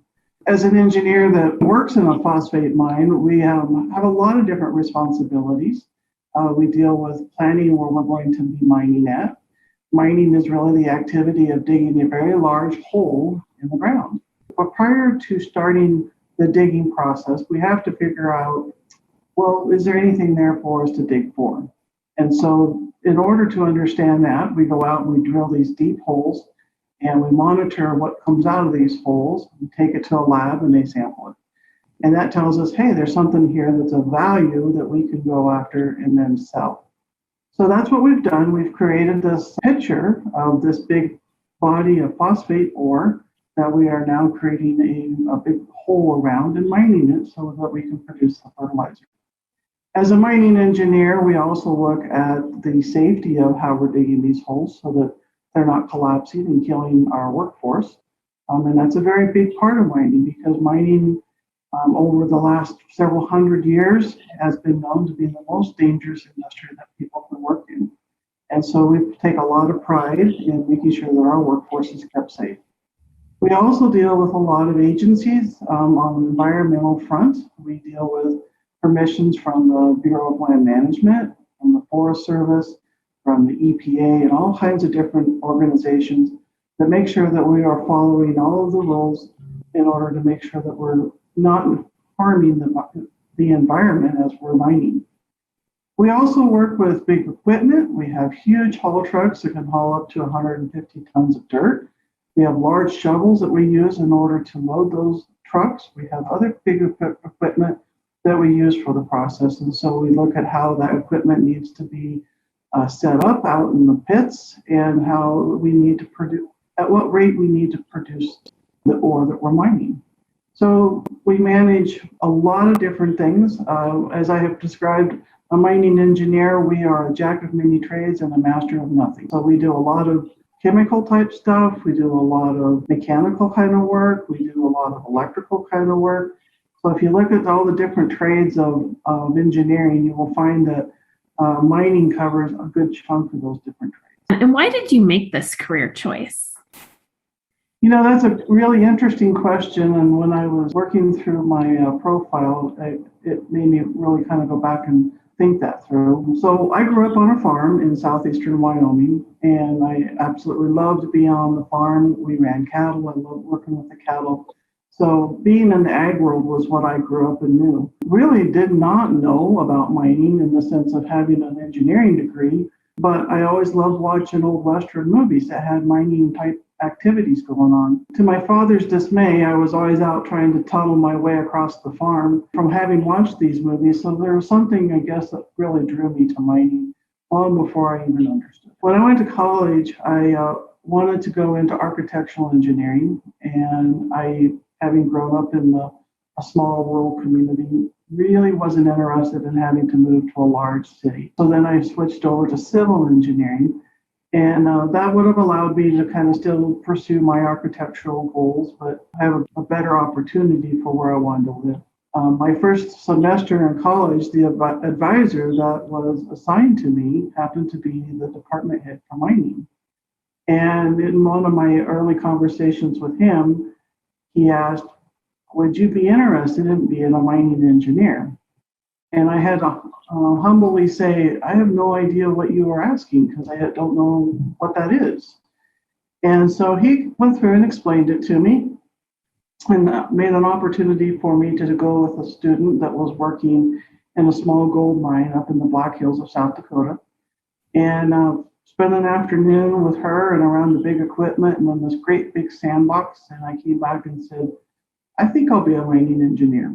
And so that's how I ended up kind of getting getting into mining. We talked a little bit about your education, but once you were out of college, what did your path look like to get to where you're at today?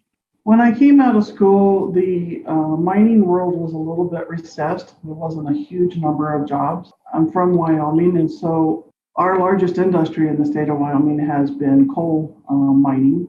And I was able to secure a position within the coal industry. And really, I just came out with the idea that I don't know a lot about this industry because I did grow up in the ag industry, and I wanted to be able to pursue my field of interest, but yet be fairly close to my family and my roots. And so, fortunately, with Wyoming's main industry being in the mining world, I got to accomplish that goal. As I got further into my career, I really made a decision that I wanted to be the best mining engineer I could possibly be. And so there's a lot of different avenues that mining engineers are responsible for. We do designing for short range planning, long range planning, mid range planning. So what's the big picture of the mine? What's the 5-year picture of the mine? What are we going to do tomorrow? And I wanted to learn how to do the engineering for all the different kinds of equipment. How do you plan for a big dragline? How do you plan for a blasting program? How do you plan for a big shovel operation? And these are all different functions that happen inside of mines. And I wanted to learn every one of those functions so that I could be an overall, rounded engineer and be able to be a big asset to any mining company. And so that became my passion. I'm always learning. I continue to learn every single day, but I have accomplished a lot of that goal, and I love what I do. What were your degrees in? My degree is I have a Bachelor of Science in Mining Engineering that I received from the South Dakota School of Mines in Rapid City. I have not been a person who wanted to go on for a master's or a PhD. I like the learning hands-on approach more than being in school. I don't regret going to college, and I think that was a good step for me, but it's not for everybody, and I'll be very honest about that. So over the course of my career, yes, I've had a lot of technical training, but being an engineer is not just about being a technically sound engineer. It's also about being able to communicate what it is that you're designing and planning.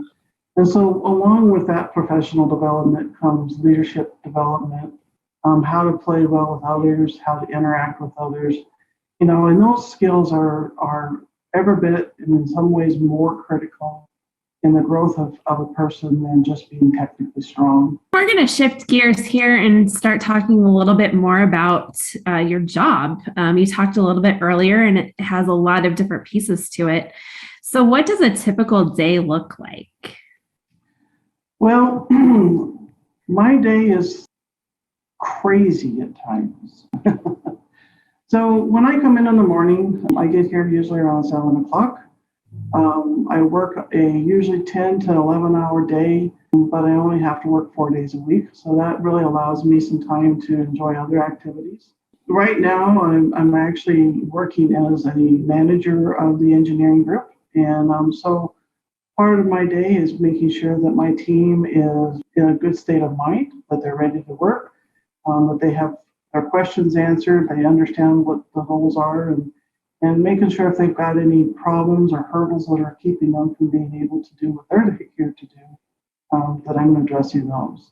In order to be in mine, you have a lot of permitting activity that has to be done. And as I mentioned earlier, there's a number of agencies that we have to work with. And so anytime we come across a situation where we don't have permission within our permits to do a certain function, we have to request permission, and that's through a permitting process. So I have another engineer that will spend quite a bit of time putting those letters together to ask for those permissions in order to continue with some of these activities. My day changes every single day. Some days I'm dealing with people issues. Some days I'm working on a spreadsheet. Some days I'm working on a design.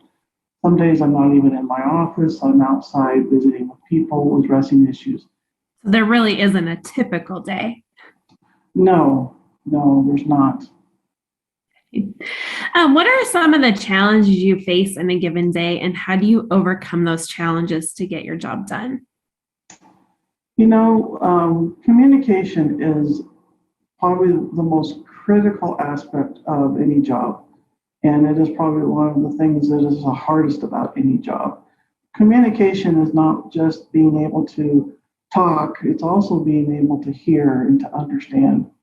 And there's times where no matter how you say it, it doesn't always come across to the other person the way you would expect it to.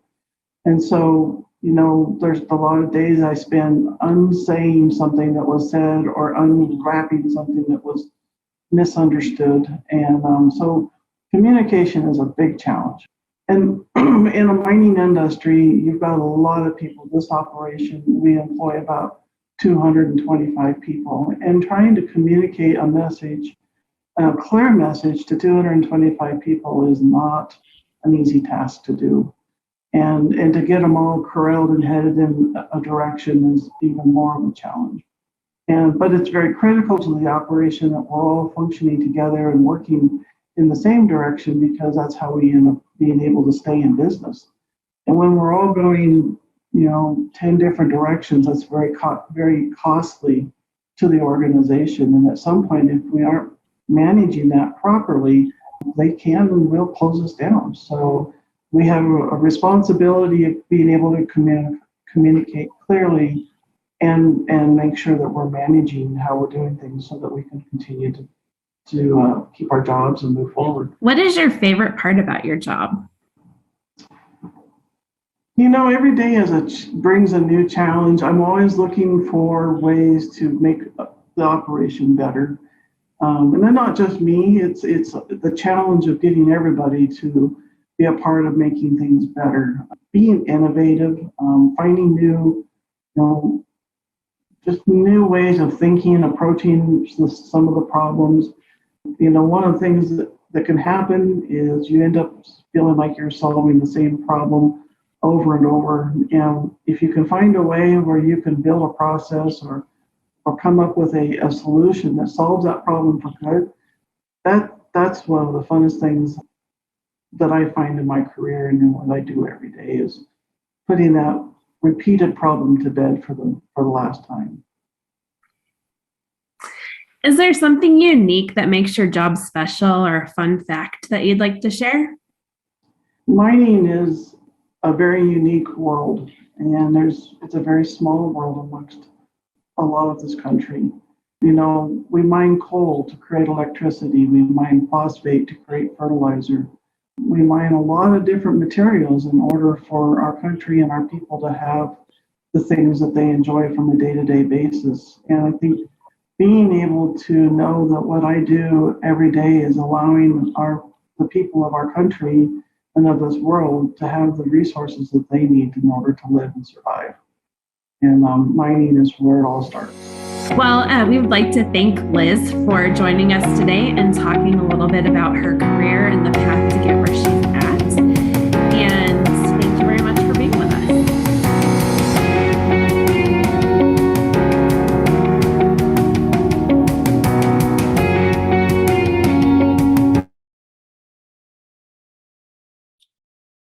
Wow, that was fascinating.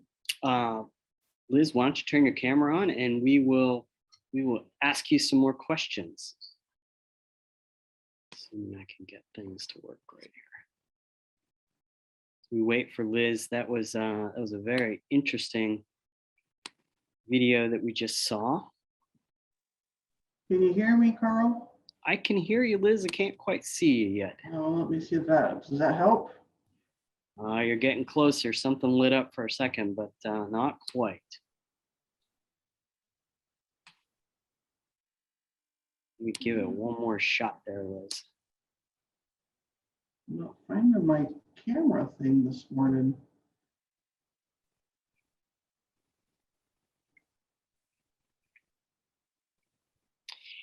Liz, we're in a Zoom world these days, but technology is still sometimes not our friend.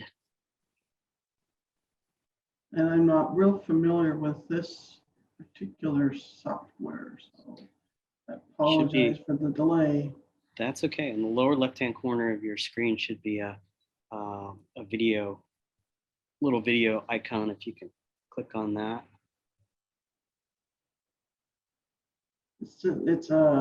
I've got it unclicked. It should be working. Yeah, no, I've had some issues with my connection this morning, so there may be a little bit of a delay occurring.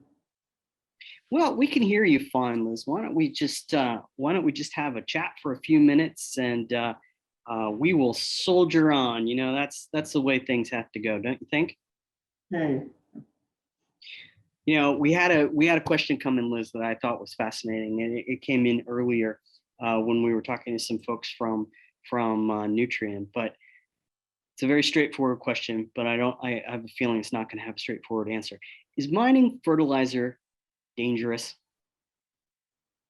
Yes, you know, mining, any type of mining is dangerous because you're digging a hole in Mother Earth, and when you start creating a hole, the earth likes to fill itself back in. And so we spend a lot of time, a lot of money on methods and technology and resources to help us better understand what our geology can handle, from what angles we cut the walls that we build in, our faulting. There's a number of components, the type of material, the fractures of the material. You know, a lot of the material here is very fractured. So it's not a competent material naturally. And so then as you start cutting into it, its natural tendency is to want to fail. But there are points of, you know, what we'll do is we'll core the material, and we'll take and we'll do compression type analysis and tensile type analysis to determine kind of what the friction levels are for the material, what it can tolerate for weight and angles of sloping. And with that information, then we're able to design a pit that is safe. But there's other aspects of mining. You know, the two most dangerous industries is actually agriculture and mining. And both of them are dealing with, you know, the earth and big equipment. And the big equipment is very dangerous. It's very hard to see in these haul trucks. A haul truck driver has no visibility 25 feet past the right side of his truck. So if you can imagine being in a car or in a pickup and not being able to see all the way across the interstate, it's a dangerous area to be in. So yes, it is a very dangerous industry. But one of our number one priority over anything else that we do is safety. And so we talk, we teach, we spend a lot of time with safety. Wow, that's fascinating. For our teachers out there, put your questions in the Q&A. Unfortunately, we're having a little bit of video issue, but we've got Liz, who's a senior engineering manager at the Smoky Canyon mine for J.R. Simplot, with us, and she is answering your questions. Tell us a little bit about J.R. Simplot, if you wouldn't mind, Liz. I've known J.R. Simplot for the majority of my life. Having grown up on a farm, we used to purchase Simplot fertilizer, and there's actually a distribution center in my hometown. When I was younger and looking at coming into engineering and going into mining, one of my grandfather, who was very much a mechanical minded person and ended up being an engineer, made this comment. He said, find a good company, and if you're loyal to them, they're loyal to you. And at that time, I had a hard time understanding what my grandfather was saying. And there's not a lot of companies out there that are that way, but Simplot is that way. They're very loyal to the people, and consequently, you want to be loyal to them. They are a great company to work for. Wow, that's a theme that we haven't talked on today in the couple hours that we've been doing this, and that's and that's loyalty. We've talked about being curious. We've talked about keeping your mind open, but working for a family company, as J.R. Simplot is, I understand what you're saying, Liz, and that loyalty is a deep thing. Talk a little bit, if you would, again about how you got started in mining, because I think it's fascinating, and and you've got a great life story, Liz.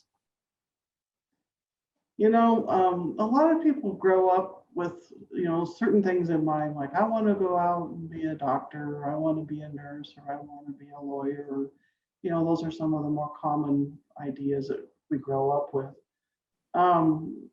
Not realizing that I had an engineering mind until I was probably into high school, and a teacher said, you know, you're probably going to want to go into engineering, because I loved working with drafting, and I was very good with math. And so, not really having grown up in an engineering-based family, my first love was architectural type work and drawing plans for homes and businesses and things of that nature. And the more I learned about, you know, and just to kind of pause for a minute, you know, this is back in the 80s, and so we didn't have the internet. So it wasn't like I could get online and go research and figure out what all these different degrees are. I had to depend on my counselors and teachers and people that had been out in the industry to kind of educate and school me. So I knew engineering was where I wanted to go. I love sports, and I wanted to play college sports. And one day, one of my teachers and coach came to me and said, there's a school up in Rapid City, South Dakota. And I had been up to Rapid many times with my family, and I loved that area. And that's how I discovered the School of Mines up there. And it was a small engineering college, about 2,000 students, and one of the top ranked engineering schools. And they had about 100%, about a 99.5% employment record. So you get a degree there, you're pretty much insured having a job. So that's how I got to the South Dakota School of Mines. Well, as I got to know more about architectural engineering, I'm like, man, I don't really want to live in the big city. I'm not a big city kind of a person. And learned that civil engineering is very similar, and it would still allow me to go after those goals of drafting and that kind of stuff. And my professor that was assigned to me as an advisor happened to be the department head for mining. And I mean, just what's the luck or the odds of being assigned to that person? And as we got to talking, and he knew I was from Wyoming, he's like, so would you like to be a mining engineer? I mean, it's very similar to being a civil engineer. And I really didn't know anything about such a profession, never even had heard of such a thing. And so he arranged for me to take this tour of a gold mine up in the Black Hills.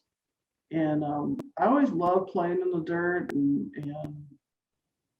you know, there's something very soothing about being around the dirt for me. And after I got done touring this big mine, I'm like, I said to the student that was giving me the tour, I said, so they actually pay you to play in a big sandbox? And she's like, yeah. And I'm like, okay, I think I could do this. And really, it just went from there. And I finished my college degree in the mid-90s, and went to work in the coal industry, which allowed me to stay within about 3 hours of my family. And you know, the coal industry for a very long time was very stable, so it was a good job. And I worked in some of the biggest mines in the world there. And so I got exposed to everything you can imagine from mining: costs, short, long, mid-range, blasting. I spent a number of years developing big cast blasts where we were shooting 2 to 3 million pounds of explosives every other day. So it was fun, it was exciting, it was fast moving. And it developed a lot of skills in this world that I knew very little about when I started my college experience. Well, you have just trumped my favorite line of the day. It was do things that you're scared of. And now you can find jobs where you get to play, you get paid to play in a big sandbox. That is my favorite line of the day, Liz. We're gonna wrap it up with a giant thank you to you for being flexible and nimble with this video issue, and we just soldiered on. You've answered the questions that came in, and I appreciate it very much. Thank you, Liz. Thank you for being part of the global fertilizer industry, and we hope you have a fantastic day. Thank you, Carl. This has been a real pleasure for me also. Thank you. Wow, that was cool. That was cool to talk to a miner. You don't get to talk to a miner every single day. And now we're going to transition to another person that you don't get to talk to every day. And finally, that's a farmer. We're gonna talk to an Illinois farmer, a real live Illinois farmer. There are some of those out there. We're going to talk to Mr. Grant Strom. He's a fourth generation farmer here in Illinois. His farm is 5,600 acres of corn, soybeans, wheat, and 20 head of cattle. And for those of you who might not be on a farm, 5,600 acres is a big farm. That's pretty exciting. It's, though, not a big corporate farm. It's a true family business. Grant and his father, Doug, they make all the decisions, and they're the primary operator. Doug manages the shop and the outdoor activities, and they jointly make decisions on how to manage the field. And Grant's mom and his sister help with the financial record keeping. That's the tradition of the American farm, to be an American farm family. Grant was named a 2017 4R advocate by the Fertilizer Institute. We're going to hear a little bit about Grant. We're going to hear from Grant, and then we're going to get into some questions. Please fill out your questions in the bottom of the Q&A for Grant. This is your chance to talk to a farmer, and we want to ask him some hard questions.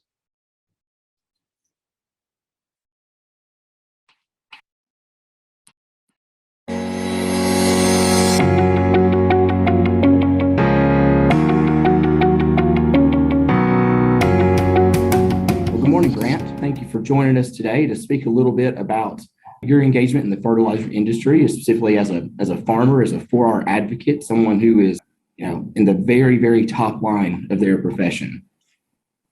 Yeah, good to be with you, Peyton. Appreciate the opportunity. This morning, what we really want to talk a bit about is engagement in the fertilizer industry, and it's a very wide industry for people to engage in. There's huge career opportunities out there. So the first thing that I want to ask you is, what do you do? What is your day to day?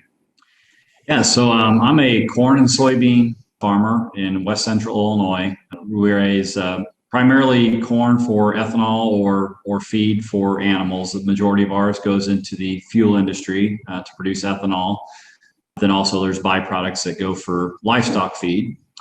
Raise soybeans that primarily go to export at river terminals in our area. So some of those will leave the country and go to other countries to be used for soybean meal and oil for protein sources.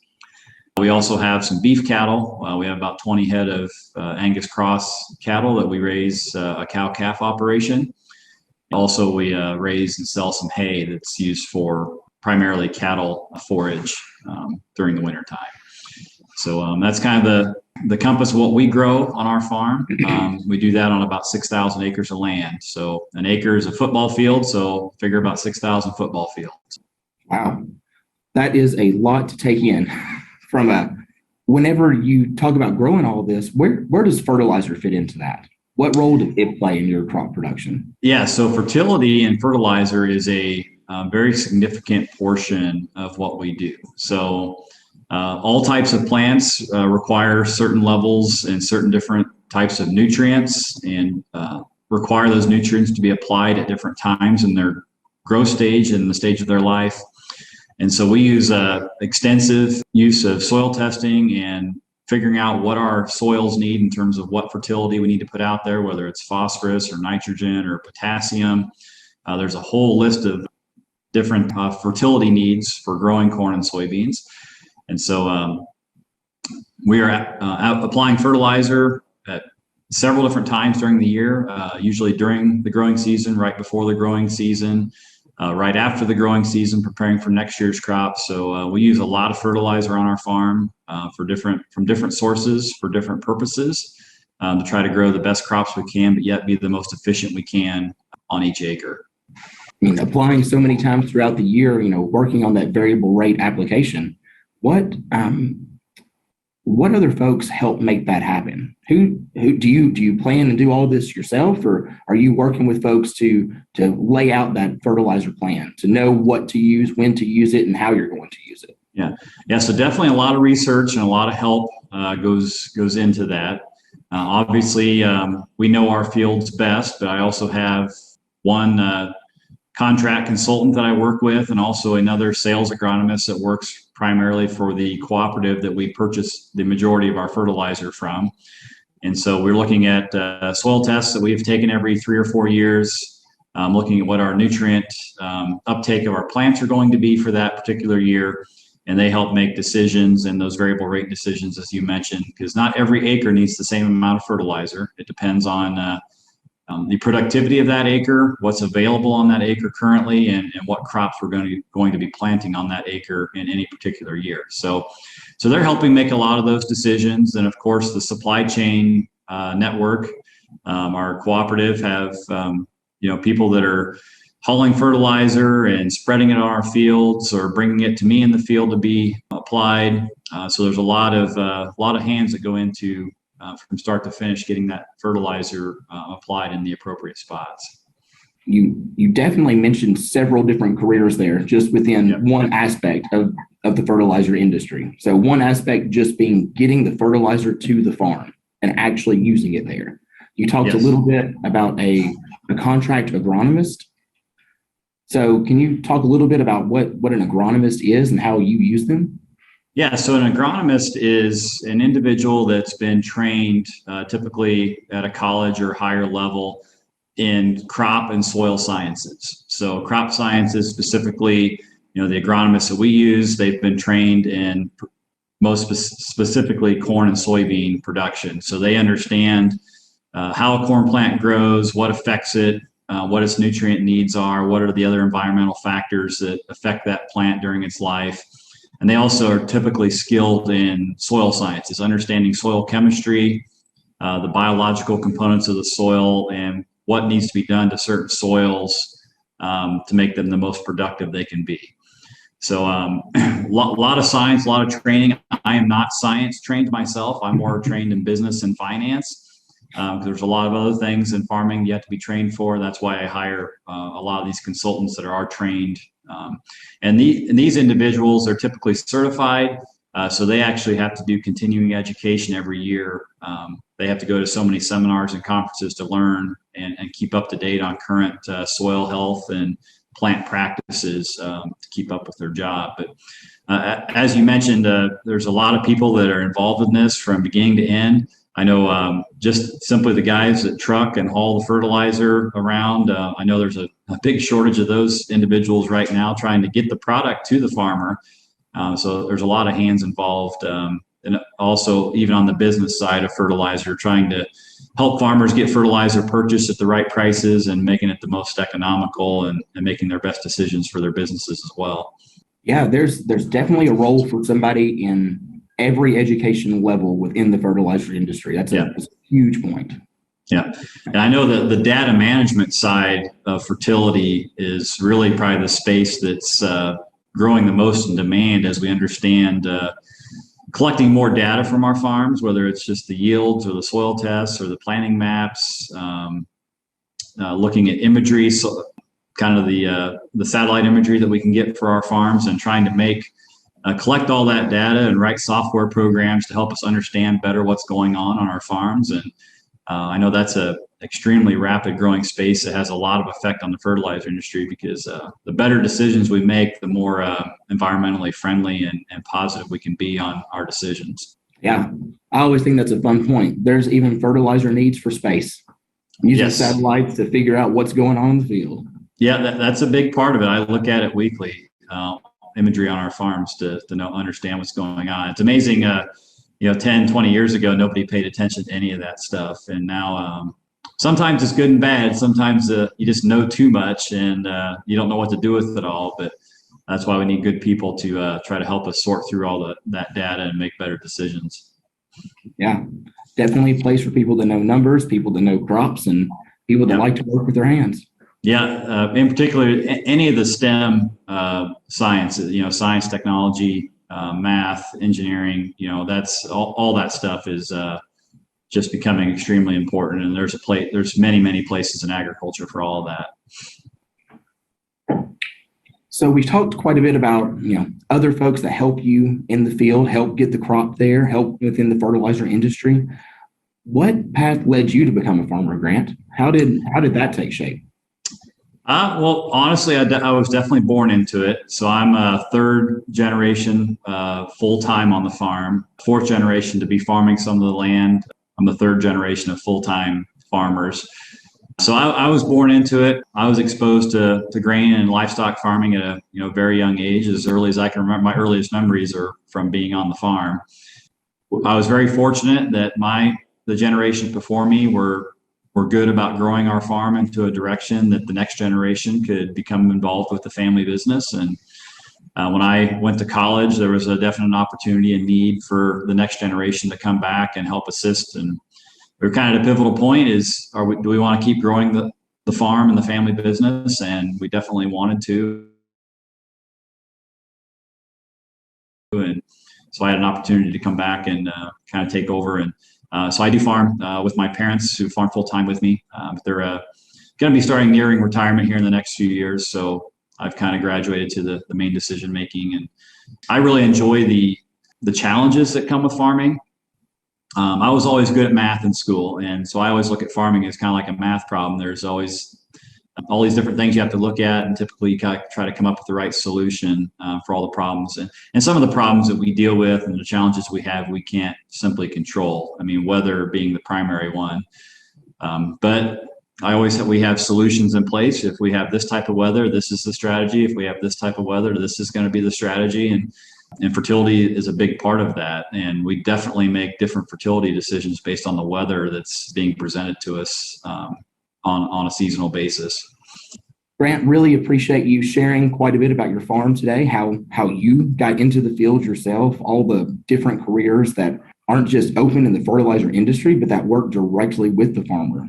So one thing to kind of roll us out here this afternoon or this morning and this evening and tonight, what is the most interesting fact about farming to you? What is the most interesting thing that you've ever learned about farming?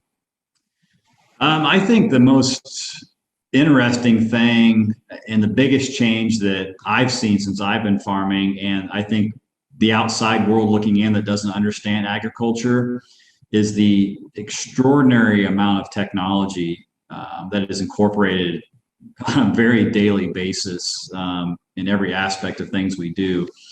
I think there's still a lot of society has this kind of agrarian homestead farm image of a lot of farmers, out there just doing everything by hand and old tractors. And the technology is so advanced now, whether it's from the actual equipment we're running. I mean, it's way more complicated than the cars that anyone's driving down the road. I mean, I know the cars can get pretty advanced, but all the components and systems and the engines to the hydraulic applications of the equipment to the precision, preciseness of the planters and the combines and all the equipment we use. And I liken it to everybody's used GPS or Google Maps or something driving down the road in their car to find where they want to go. Well, those things are really accurate up to, I don't know, maybe a few feet. I mean, our equipment is accurate up to 1 inch. So we're using, cell or satellite signals to get accuracy within 1 inch on our farms. And that's just really so precise when we're doing a lot of this stuff. And I think that's really beyond, I mentioned imagery and all the things we're collecting to make the data make sense. And it's all cloud-based, it's all mobile.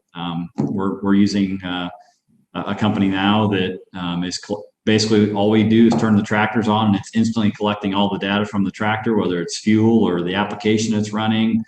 And it's all being sent to the cloud on a, some server someplace that Amazon or somebody probably owns. And it's instantly available to us. And we can make a lot of better decisions based on what we know and where we can find those little efficiencies to make business better. Because it's all about finding the right efficiencies to be good at business. So, yeah, precision agriculture and technology in agriculture is massive. Everything from what we talked about, satellites and space and imagery on the fields, to autonomous tractors, to getting down to the best GPS system you've ever seen. Yep. So, and it takes a lot of people to support all those items. And a lot of people in those spaces are not agriculture people. I mean, they come from cities, small towns. Maybe they come from farms. I mean, they maybe have an understanding of agriculture in some way, but because we're all connected in some form to agriculture. But there's a lot of people in the background that did not grow up on farms that are helping support everything we do on a daily basis. Well, Grant, thanks again for today, and we'll talk to you again soon. All right, great. Thank you, Peyton.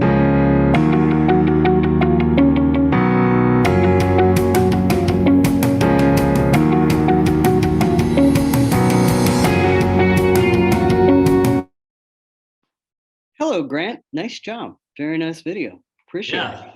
Thank you, Carl. Good to see you. That was good for you teachers out there. Now's your chance. Ask this farmer some question. He doesn't look like your typical farmer, and he doesn't sound like your typical farmer. This is a guy who's playing his A game. So now is your chance to figure out, wow, farming isn't just about driving a tractor. It's all that technology, all that. You used the word cloud like 4 times in your interview, man. What is that about? Talk to me about this. Yeah, so cloud and cloud computing services have become a really big thing in the last 3 to 5 years for us. It's mostly because the amount of data that we transfer on a daily basis from a combine or a tractor or a planting application, the files are so large that it becomes burdensome. Like your little USB sticks, they're so much bigger than what we grew up with in college or high school. But the amount of data we have to transfer, you need an instant way to be able to download that stuff almost real time, because the decisions for the next year's crop happen right as you're harvesting this year's crop. And the quicker we can get that data downloaded, we know it's uploaded to a cloud service someplace and we have it available to us and it's stored safely. It's just the ease and the instantaneous things we are used to in our society now. It's one of those things that really goes to help us make quicker decisions and make better decisions. That's not what we think about when we think about farms usually. Yeah, usually farmers, when they talk about clouds, it's how much rain is in that particular cloud, but this is definitely a different type of cloud. I was hoping to come to you guys today from the Combine Cab, but we are getting torrential rains today. Just a few seconds ago, I couldn't even hardly hear anything. It was raining so hard on the roof. So hopefully we can avoid that for the next few minutes. Well, we'll do our best. Next year, we'll do this again and get you out and get you live from the Combine, because I think that would be really cool to show the guys what it looks like to drive along and harvest the best of the Illinois corn. I have been eagerly wanting to ask you, because we had some technical snafus early on. We didn't get to talk about the 4R program. Okay. What is the 4R program, and what does it mean to be a 4R advocate? Yeah, so the 4R is a nutrient stewardship program. So it's talking about the right rate at the right time using the right product. And so it's basically taking a snapshot of our fields using imagery, using soil fertility data, using yield history, as applied maps, and making decisions based on one, how much fertilizer does that field or that crop really need? What is the best source of fertilizer that we can use for that field? What is the best timing that we can apply it? And how do we keep that on the field where we want it to be, ready for the crop, instead of flowing down the stream in the next large rain event or something like that? So it's really about conservation, and keeping fertilizer where it needs to be more environmentally friendly. But I really look at it as an economic and business system as well, because if we're over applying fertilizer or we're losing our fertilizer into the waterways, that does not benefit me. It doesn't make me more money. It doesn't save me money by spending less on fertilizer. So it's a great environmental practical system, but also is a very beneficial economic system for the farmer, because they're only using what they need and not applying excess to their farms. So, if you even simplify this more, Grant, you're not just out there throwing fertilizer on the ground. Yeah. Yeah, every pass is done very precisely. So every pound of fertilizer applied is applied for a purpose based on a calculation of what that particular spot in that field needs. And we talked about, our farm is about 6,000 acres. Our grids are as small as about 2 acres. So every 2 acres is getting treated a little bit differently based on what we call a variable rate application. So variable rate simply means maybe a farm is supposed to get 100 pounds of fertilizer per acre, but it might be getting 50 pounds in this spot or 150 pounds in this spot. And we're using that technology and that satellite imagery we talked about to turn on the fertilizer and only apply it in the spots we actually tell it to. So when you think about your job, are you feeding the world? Are you creating ethanol? Are you making fuel? Or are you just growing plants? What are you doing out there, Grant? It's a little everything. So I'm a small piece in the feeding the world equation. So it takes hundreds of thousands of people like me and my family to do our part and raise the best crops and livestock that we can, the most efficiently we can. And we do that for several reasons. One, we want to produce income for our family. It's our way of making money and surviving as a family. But also we want to produce the best quality food and fuel ingredients that we can on our farm. And we want to do that the most efficient way possible, because we want the consumers to be able to buy these products as cheaply as they can. And so we're a small cog in the feeding the world scheme. I know I don't necessarily do it because I'm say, hey, I need to feed the world, so I have to do this. We do it because, one, we like the lifestyle. Two, we make a good living at it. But I also enjoy the challenge and the opportunity. And it's not an industry that everyone can necessarily get into easily. Actually, in the actual production side, there's thousands of opportunities to be involved in agriculture, but to actually be a production farmer can be difficult. That's exactly where I wanted to go. Great transition for me there. So yeah, our students who are watching this are going to say, oh, I'm not going to be a farmer. Yeah. But that's okay. Mm-hmm. Talk about the satellite of support that as a farmer you need, and talk about you hire people onto the farm, right? You use people who don't have farming backgrounds. Yep. Yeah. So the support system for the modern farm is extremely large. And we always talk about a farmer has to wear many hats in the aspect that they have to understand and know multiple different things, whether it's financials and accounting with math, or crop sciences, understanding soil and crop health, understanding complex machines like tractors, and knowing how to drive large equipment safely. And so there's all these different aspects. And so there's many cases that for me, I'm good at certain things on our farm. There's other things that I don't feel I'm as good at. So I need to hire someone that is better and more efficient at doing those jobs than I'm doing. So we do have, at our farm, we have 3 full-time employees outside the family, and we have a couple seasonal employees we hire during the harvest and planting seasons. But our support staff goes way beyond that. I work with multiple bankers and loan officers. We have accountants. We have crop consultants that we hire that are specifically trained in crop and soil sciences. We work with multiple salespeople that sell us seed and fertilizer and herbicides for our crops. So it just goes on, and we work with grain merchandisers. We work with tractor and equipment dealers. We have to have technology specialists that can come out and fix those satellite based systems that are on our tractors and our planters, because you need to be specifically trained and understand how those things work. And it's really difficult for a farmer as an individual to understand. We know the concept of how it works, but to really, so like we've all used computers. We know how to run a smartphone, but if you had to take that smartphone apart and fix it, not very many of us are able to do that. And it's very similar to tractors and combines and all the complex machines that we run on our farms. Grant, you answered one of the questions that had come in earlier about job opportunities. You ready for a wacky question though? Oh, great. Bring it on. This one's weird. This one is out there. I think this gets the wackiest question of the day. How does flying in space or microgravity impact seed germination and food production? Is it safe to eat food grown in space? I honestly would have to defer to somebody at NASA probably for that. So I've never been to space. That'd be a cool.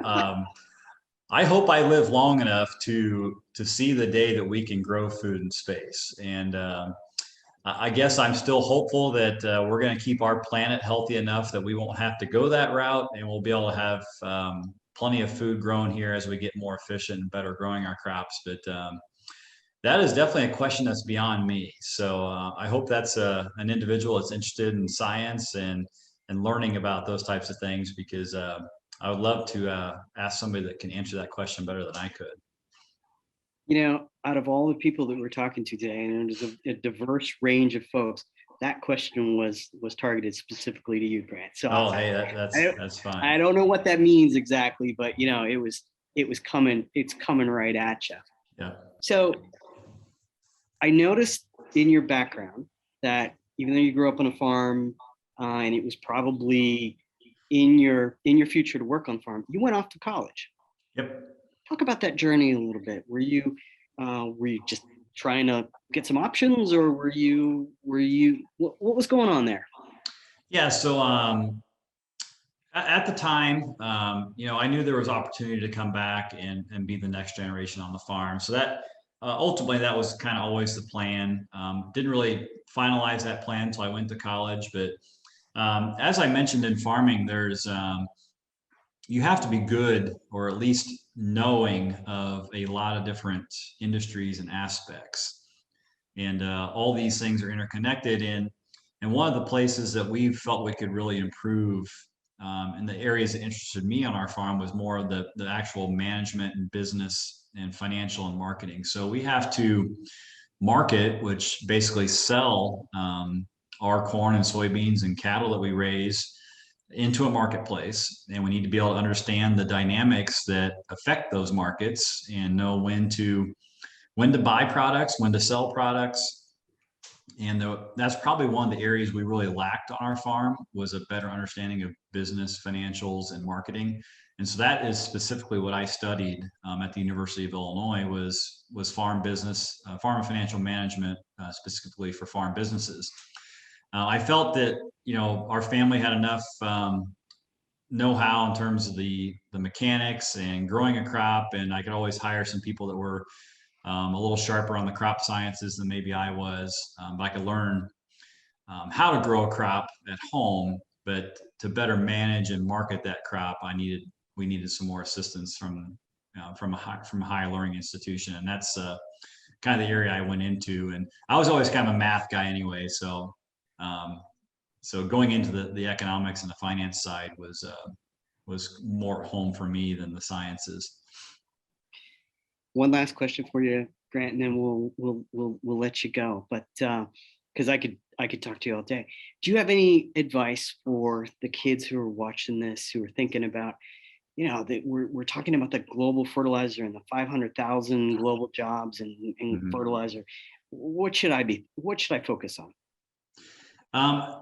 I think definitely the areas of STEM is probably one of the largest needs for the agriculture industry. So science, technology, engineering, math, whether it's being a plant breeder or a plant biologist and discovering new herbicides or seed technologies to help us grow better crops. Because we always are dealt with a different issue every year. Maybe it's a different plant disease or a different weed we need to control. So understanding the science behind a lot of that is definitely paramount.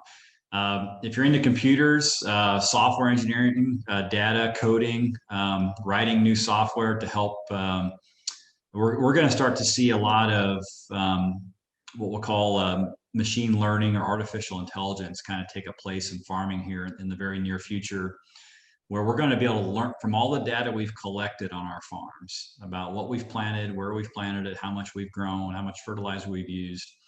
There's going to be decisions that can be made using that data. And we're going to need really young, smart individuals that understand computers and software and writing codes for making that data make sense to us.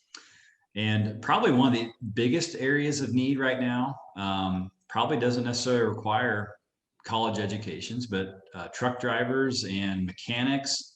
I mean, there's programs you go into and learn. I mean, there's a massive shortage for people just willing to deliver the product, fix machines. I mean, finding good, skilled, quality people that like working on engines and hydraulic systems and computer systems on tractors or combines or semi-trucks.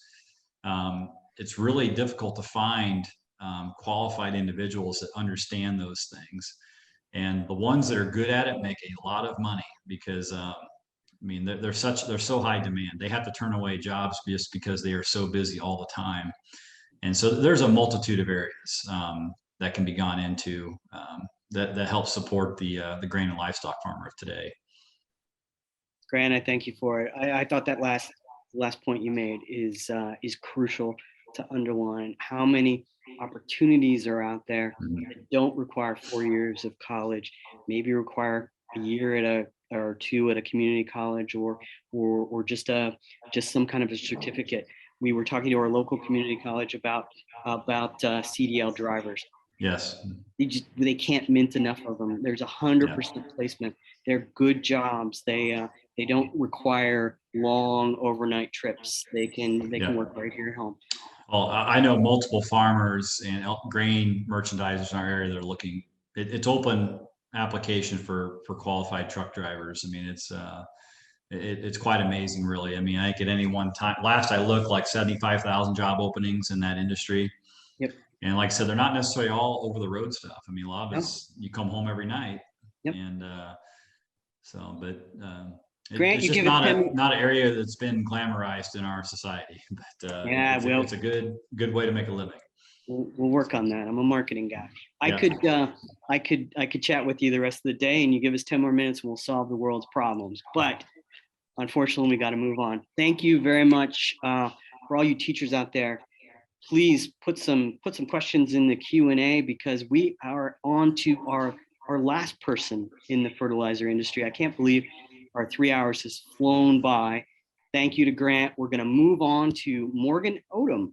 She's a public affairs specialist for the Mosaic Company, and she works in community relations in Polk and Hardy counties in Florida. She's a graduate of the University of Florida College of Ag, and she lives in Lakeland.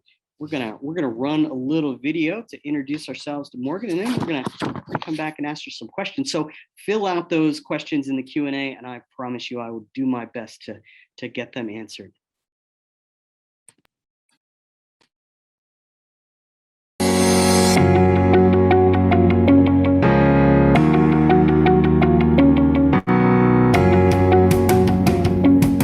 Happy Fertilizer Day. My name is Chris Glenn, and I'm with the Fertilizer Institute. Today, I'll be speaking with somebody from the Mosaic Company about their career in the fertilizer industry. For those of you unfamiliar with the Mosaic Company, they are a Fortune 500 company. They are based in Tampa, Florida. They are the second largest fertilizer company in the world and the largest U.S. producer of potash and phosphate fertilizer. They have operations in 9 countries in North and South America. They serve growers in 40 different countries, and they have over 13,000 employees. One of those employees is Morgan Odom, who has been kind enough to join us today to tell us about her work with Mosaic. Happy Fertilizer Day, Morgan. How are you? Happy Fertilizer Day. I'm great. Thank you so much for having me. Oh, thank you for joining us. To get started, please just go ahead and introduce yourself. And then if you can, please give us a real quick summary of what you do at Mosaic and what a typical day, if such a thing exists, looks like for you and your team. Absolutely. Well, like Chris said, I am Morgan Odom and I work with the Mosaic Company. I have been with Mosaic for a little over 4 years as a public affairs specialist. So I work on our public affairs team here in Florida on our phosphate side of our business. I work primarily in Polk County and also Hardee County doing community outreach, community relations, and things like that. So a typical day, I'm not sure that they all look the same. They're all very different, but a typical day for me is just engaging with community members and stakeholders in Polk and Hardee County, explaining what we do at Mosaic, spreading our message and building the bridge between the community and our business, and then also working on the community investment side of our business, which allows me to work with local partners that are in organizations that are providing services to our community. Great. Can you tell me why it's so important that that link between Mosaic and the community exists? And then as kind of a corollary to that, does Mosaic see itself as part of that same community in which that you're going out there and engaging with? Absolutely. Great question. So the link between the community and our local stakeholders and community with Mosaic is extremely important. And I explained it as like building a bridge between our company and our community because it's extremely important for them to know what we do, how we do it, and why we do it. What phosphate is here locally is making an impact on our entire country and the food supply there. So the bridge, building the bridge and that link is extremely important. And I like to say that it's like a two-way street. So yes, we're educating the public, but I also like to build those relationships so that if anybody in the community has questions on, what does Mosaic do about this, or how do you handle this, they have a person and a face and a team that may not be able to answer all their questions, but I can definitely find someone within our company that can. And then your question about seeing us as part of the community, absolutely. I have lived in the community where I work my entire life, and just in Polk County alone where I work, we have 1,200 employees, over 1,200 employees that work for us, but also call Polk County home, which is where they live, where they work, where they raise their children, where their kids go to school. So we are absolutely a big piece of the community where we operate. As an industry that does have an environmental impact, both in the production and the use of fertilizer, can you tell me a little bit about Mosaic's efforts and goals around sustainability? As it relates to our production and our company and our business, just some examples of sustainability targets that we have. We have one to reduce freshwater use by 20% per ton by 2025. And then also one to reduce greenhouse gas emissions by 20% per ton by 2025. So those kind of directly relate to the environment in our business. We also have a commitment to establish a system where our employees can track all of their volunteer hours, and so that we can report on that annually and really show that our people mean a lot to us, and also their impact on society and our community is important to us. And then relating to the actual use of fertilizer, we have a sustainability target that mentions that directly, where we have listed that we want to empower farmers in key growing areas in North America to reduce the impact of crop nutrient products on the environment by facilitating the implementation of 4R nutrient stewardship on 25 million acres, which is a large amount of acres by 2025. But we feel that it's extremely important, and that's a great program to implement. Well, those are great goals. And I think the thing I find most impressive about that is the target date being 2025. I feel like oftentimes you read about a lot of these goals and they're kind of way off into the, by 2040, we're going to do this. And, 2025 is not far away. So that's very impressive, very ambitious and impressive. Pivoting away a little bit from Mosaic's efforts and putting the focus back on you and your role, where did you go to school? What did you study? And this is always one of my favorite questions. What did you think you were going to do when you finished school?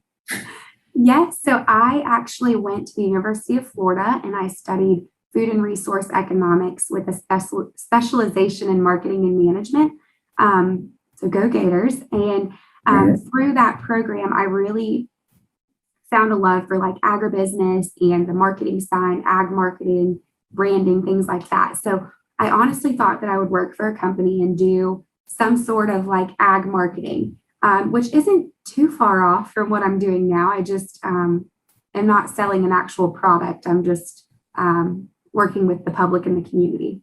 Now, both your father and your sister, I understand, work in ag education, correct? Yes.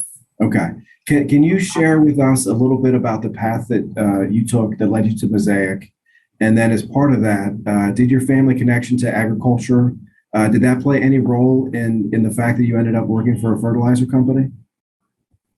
So I think it did help a lot just because I grew up a very active member of the 4-H and the FFA, with my father being an agricultural educator my whole life, and then my sister becoming one as well. Very involved in agriculture and FFA, traveling all over the United States through that organization, just learning about American agriculture and the role that it plays definitely sparked my interest. I think that my career path, I tell people that I think what led me here was my passion for people and agriculture and being able to put that into one position. I get to do that every day. I get to deal with people in agriculture every day. So I think that from the experience of my family being in agriculture, my dad being an agricultural educator, and the role that FFA played, just did help pave the path that got me to this role. Looking back at your formal education, what were the most valuable skills that you think you learned in school that you use in your role, every day, and those skills that you use that have allowed you to be successful in what you're doing? Well, I wish that I could say that the class I studied hardest for, which was quantitative methods, I wish I could.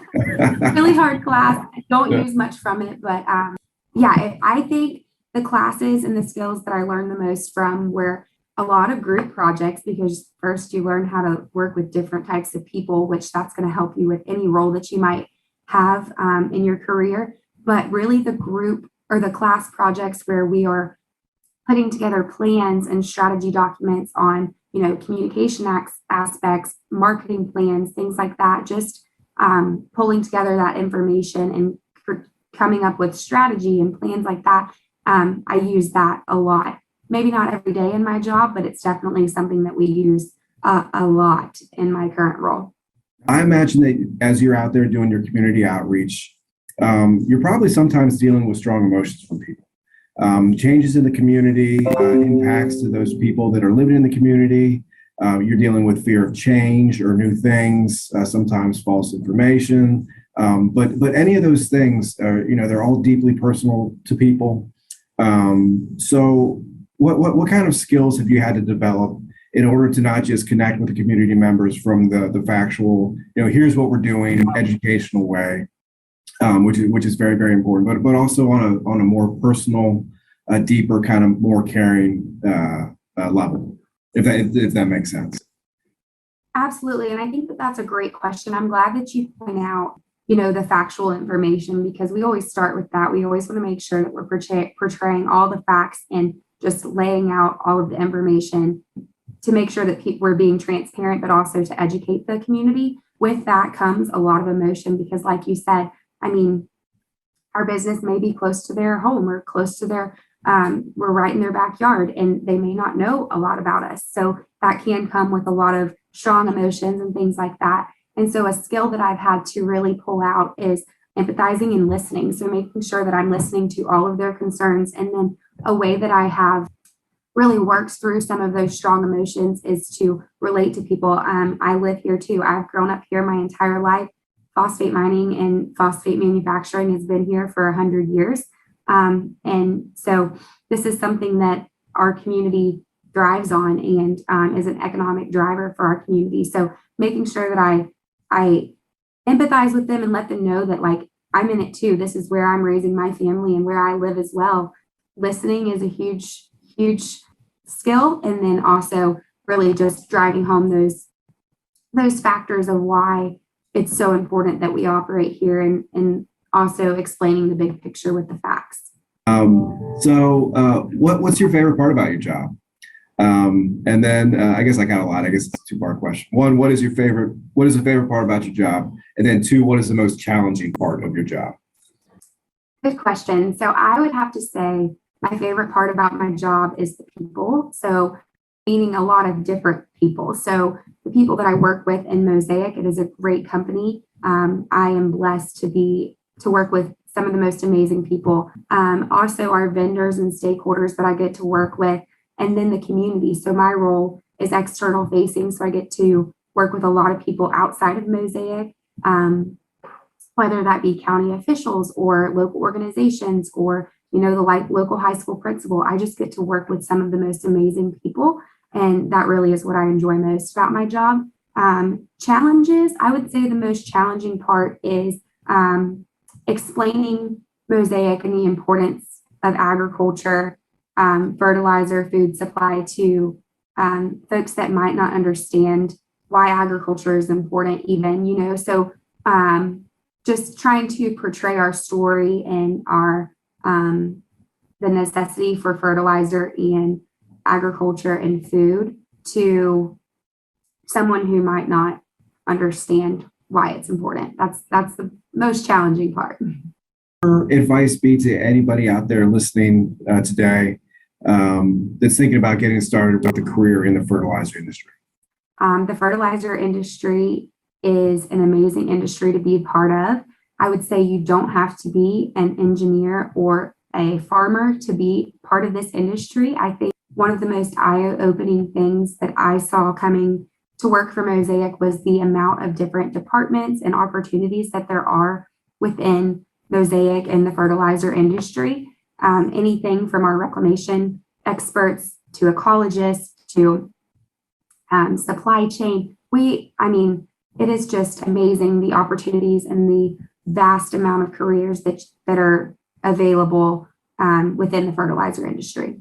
Well, before we wrap up, is there anything else you'd like to add or say to the students, the educators who are joining us today in celebration of Fertilizer Day? Yeah, I think the only thing that I would say is that we all know that we have a growing population that is growing vastly and quickly, and that our students are our next generation. And really, when I say that, it's important to start thinking now of how important it is to have a domestic food supply, an abundant domestic food supply. So think a farmer. Fertilizer is important. Keep us in mind whenever you're thinking about a career. And yeah, if you ever have any questions or need anything, you know where to find us. Excellent. Well, Morgan, thank you so much for your time. It was absolutely wonderful to learn more about your role at Mosaic. And really just want to thank you for celebrating Global Fertilizer Day with us. Thank you so much.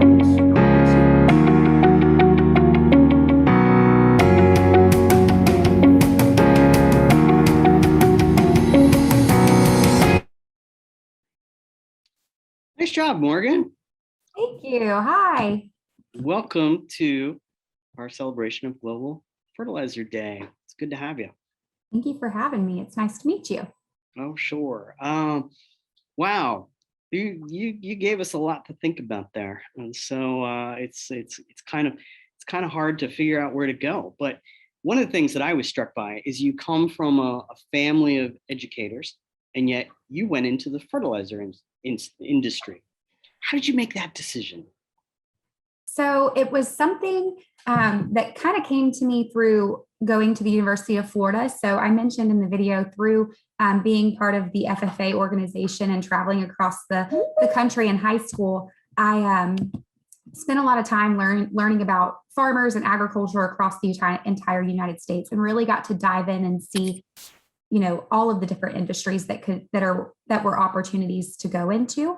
And then going to college at UF and studying food and resource economics, I really dug into specifically Florida's natural resources and ways to market and brand, and really just after college did an internship with Mosaic and fell in love.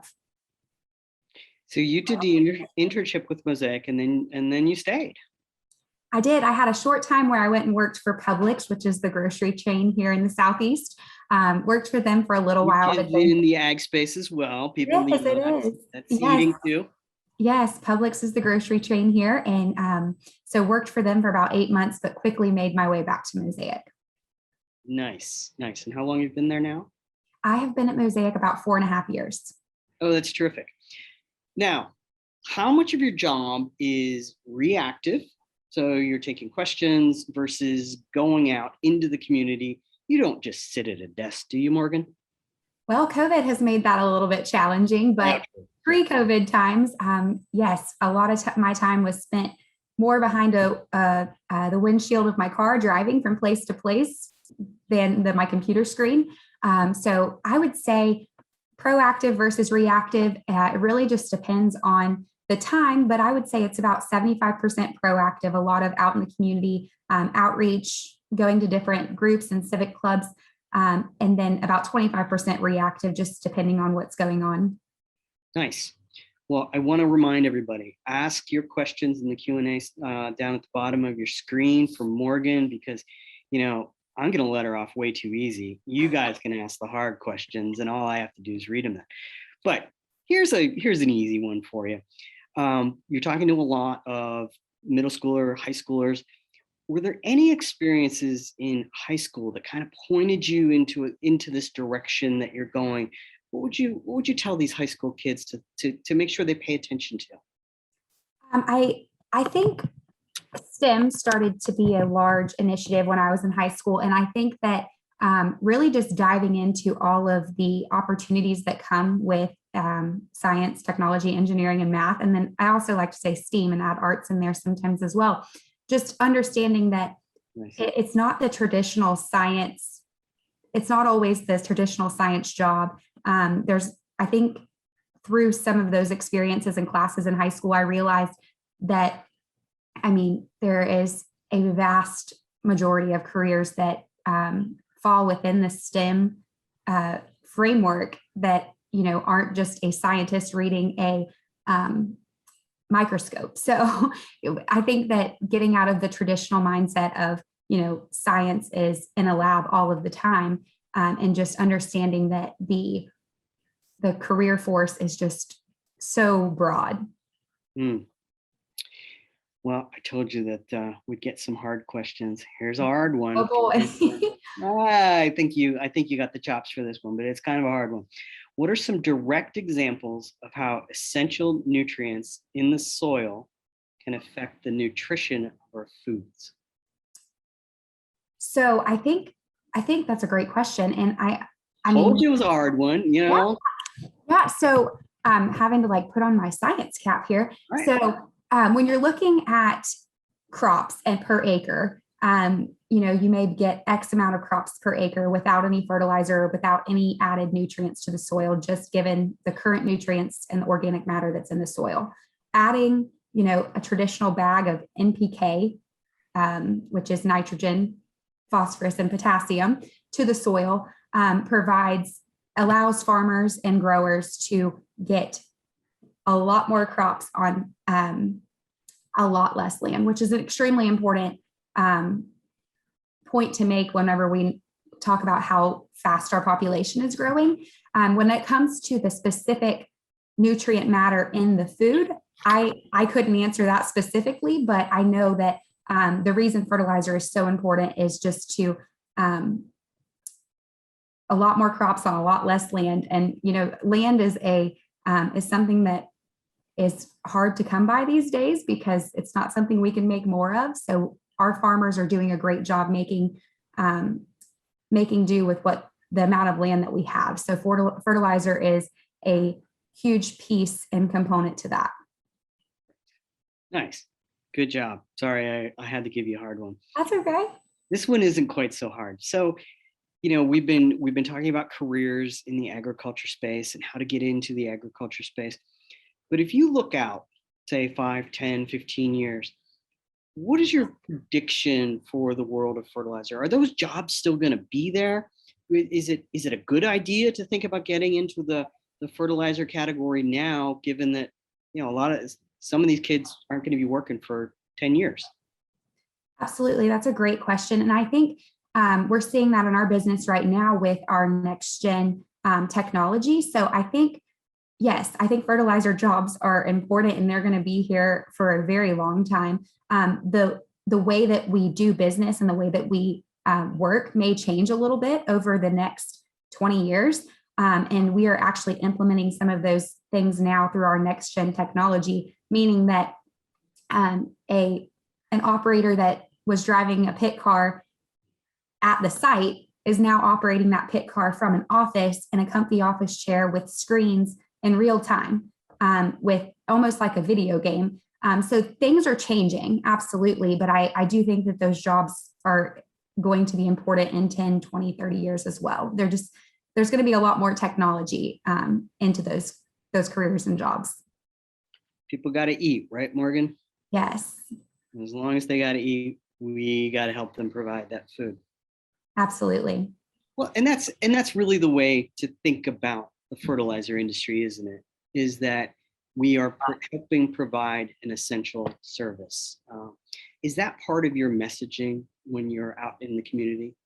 Absolutely. I think for the community that I work in, I think it's important for me to say, you know, the industry that we have here in Florida, which is a billion-dollar industry, phosphate, here in Florida, the impact that it's making on the entire country and the entire world, the fertilizer, the phosphate that we are mining and manufacturing here is being distributed and is extremely important to our global food supply. So I think that's a huge part of the message locally, is like, this is a huge economic driver here that is making a difference globally. Right. That's another great point, is that all food is local, but it's a global industry, and we have to keep our minds open to working globally. One last question for you. I'll make it an easy one. Any piece of advice for the kids who are watching this? Oh boy, I gave a little bit of advice in the video, but I would say really just figure out what you enjoy to do, because we work for quite a few years of our life. So find something that you are interested in that challenges you maybe a little bit, and really just chase that. Because I think once I understood how passionate I felt about interacting with people, and then with that layering agricultural passion as well, I think that really helped direct me to my current career. I think when you're in middle school and high school, they're challenging you to pick a career and choose a path. And that can be a little bit intimidating. Even when you're in college, it can be intimidating. So I think once you really figure out what you enjoy doing, figure out what you are passionate about, and then follow that, that's probably the best advice that I can give that really helps pave that path. And it's also okay to take a few false starts and find out what you don't like doing, right? Absolutely. Like maybe that job at Publix. Yes, I love Publix is a great company, but sitting behind a desk for 8 hours a day just wasn't for me. That's, you had to figure that out. Did. And that's the message. It's okay to go figure those things out. Just ask Morgan, it seems to work out. Yeah, it does. Morgan, thank you very much. You did a fantastic job. We don't have any more questions. And you know what? You just were the cleanup hitter for Global Fertilizer Day, which is great. We are at the end of our program, and I want to thank all of the teachers, all of the kids, all of the industry folks who logged on today. I want to thank Corey and the 6 folks who spent some time with us, including you, Morgan. Thank you very much for giving of your day today to talk about your job, talk about this industry that we love, and go back to that idea that we started with. This is an essential industry that is completely unheralded. There are 500,000 people working in this industry. There are great jobs there. And without fertilizer, 40% of the population goes to bed hungry. Let's join together in celebrating the farmers who use the fertilizer. We're going to go out on a video here But I just want to thank everybody for tuning in and for listening. Thank Morgan and everybody else who participated. This has been a fun one. Thank you so much. Thank you, Carl. Happy fertilizer.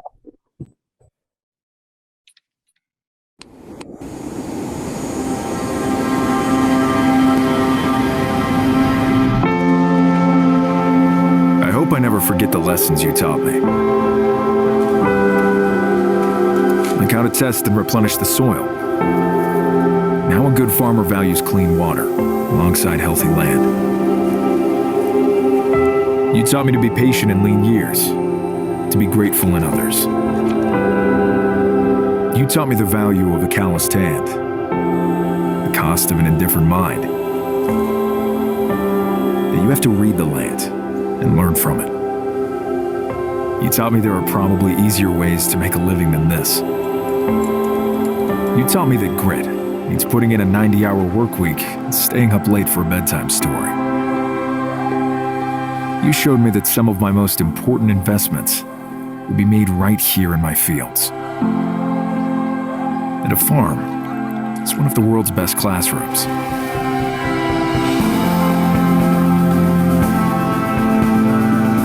You taught me that feeding the soil is the first step in feeding a soul. You showed me that being a neighbor means more than sharing gravel roads. That amazing things can happen when we work together.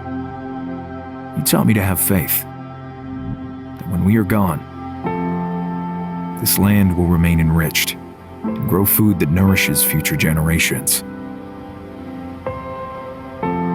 You taught me of all the seeds we plant, the most important thing of all, hope.